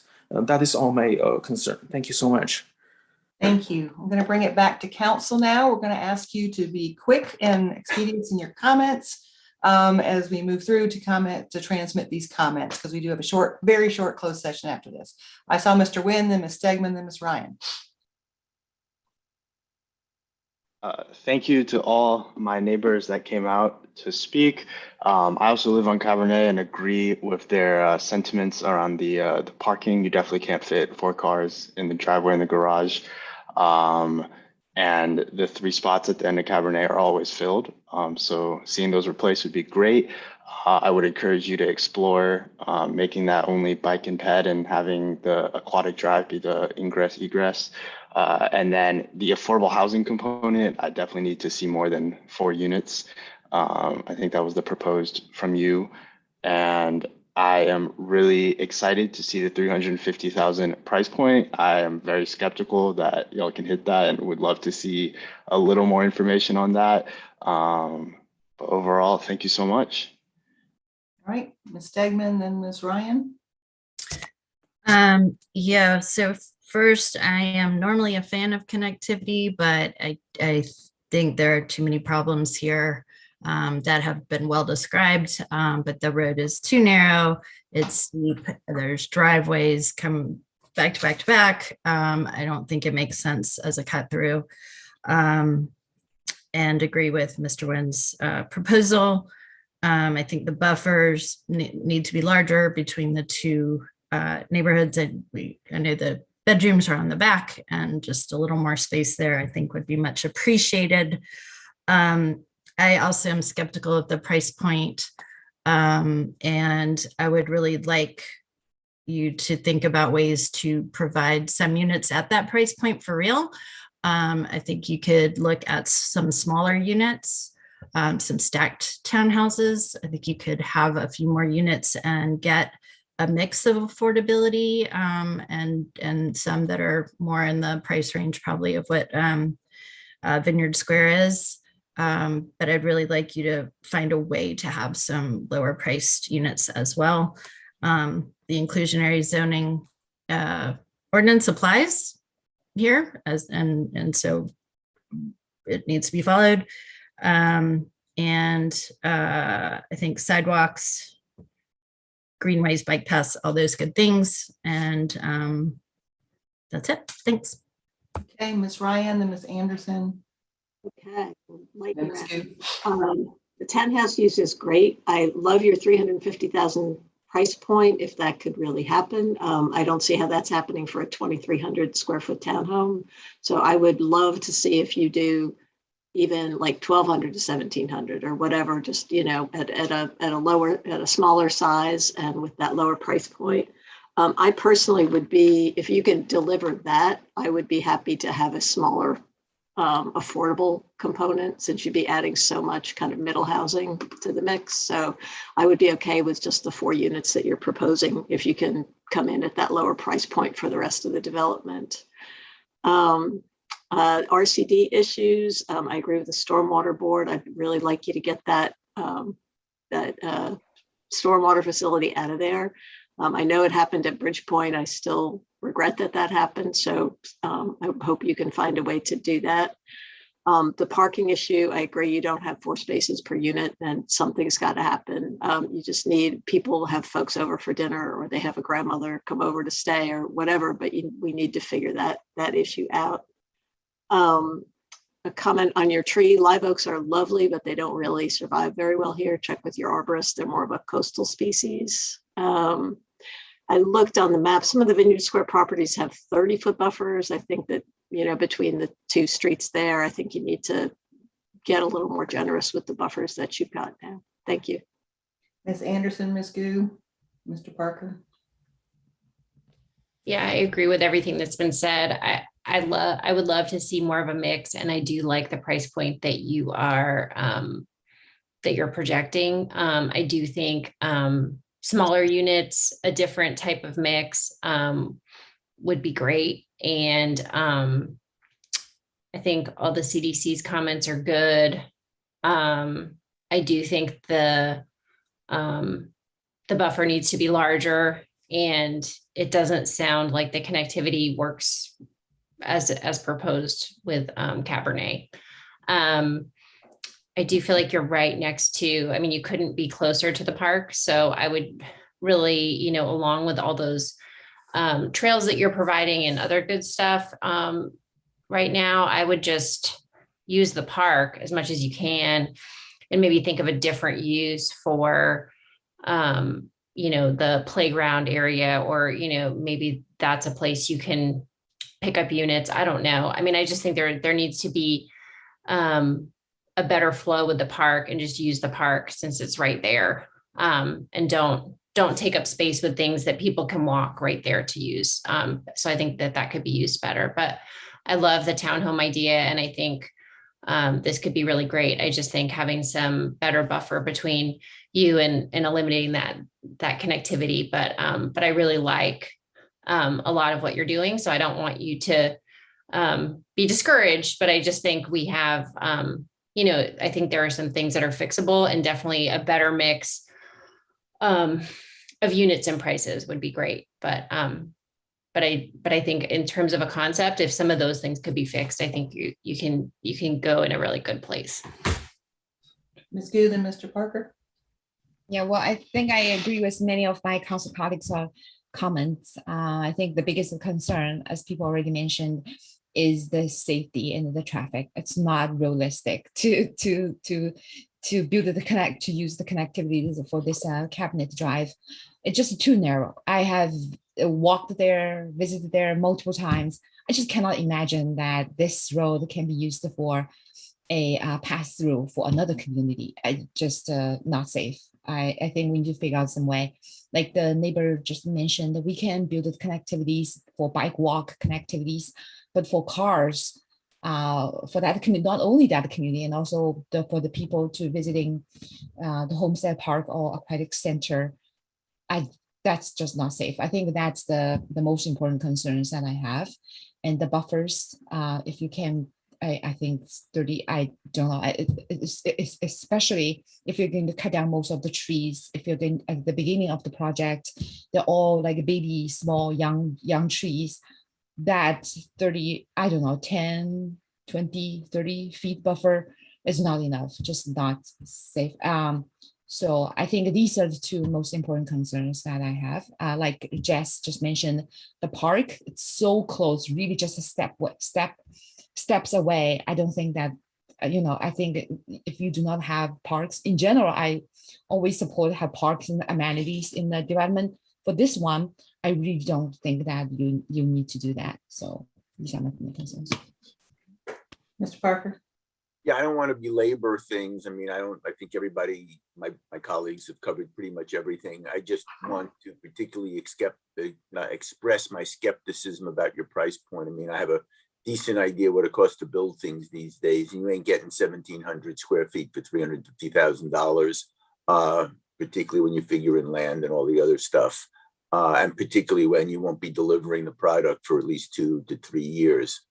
At number one. Number two, then I think I agree with the notion of having greater variety. And the last thing I'll say is, we have an inclusionary zoning ordinance. We have it for a reason, and we expect you to comply with it. Okay, I'll just wrap up. Same kind of comments. The buffer really worries me. The cut through worries me because I've walked over there too, and it's not realistic. Those roads are narrow. I will say I feel a little differently about the inclusionary zoning. We're trying to get middle housing. We know that that's a situation financially balancing out. So I think you did some good proposals with Bridgepoint over square footage on that. So I think we can find a medium ground on that. But we're going to have better buffer here, and we're going to have to not be cutting through the other neighborhood. So I know that our fire marshal really likes that, but there's also neighborhoods that don't do that. And if you have an egress and an access point that are open for this, but I want to encourage you to continue on because we really want the middle housing, and it is a great location. I think you'd work this here. So we will leave it at that unless you have questions we didn't clarify. No, I think you're all very clear. I appreciate your comments. We'll talk with staff about it. I think, I think there's going to be a certain amount of deferral to staff, the transportation department, the fire marshal, and allow them to voice some input on that, and street width and traffic and all of that. So anyway, thank you all for all of your comments, and thank you for staying up late and listening to the community's feedback. Okay, do we have to? I move we transmit the comments to the applicant. Second. Been moved by Mr. Parker, second by Mr. Nguyen. Roll call vote. Mr. Parker. Aye. Ms. Anderson. Aye. Ms. Gu. Aye. Mr. Nguyen. Ms. Ryan. Aye. Ms. Stegman. Aye. And the mayor says aye as well. Mr. Parker will read us into a very short closed session. You have a link for that closed session. I have a resolution here somewhere. Just bear with me a second. I move that the council go into closed session as authorized by General Statute 143-318.11A4 to consider an economic development matter. At the conclusion of the closed session, the council will adopt a single motion to end the closed session and adjourn the meeting without taking further action. I need a second. Second. Moved by Mr. Parker, second by Ms. Stegman. Roll call vote. Mr. Parker. Aye. Ms. Anderson. Aye. Ms. Gu. Aye. Mr. Nguyen. Aye. Ms. Ryan. Aye. Ms. Stegman. Aye. Mayor says aye as well. I have to be the last one out. Please go to the other link. I will see you there momentarily. Meeting is adjourned.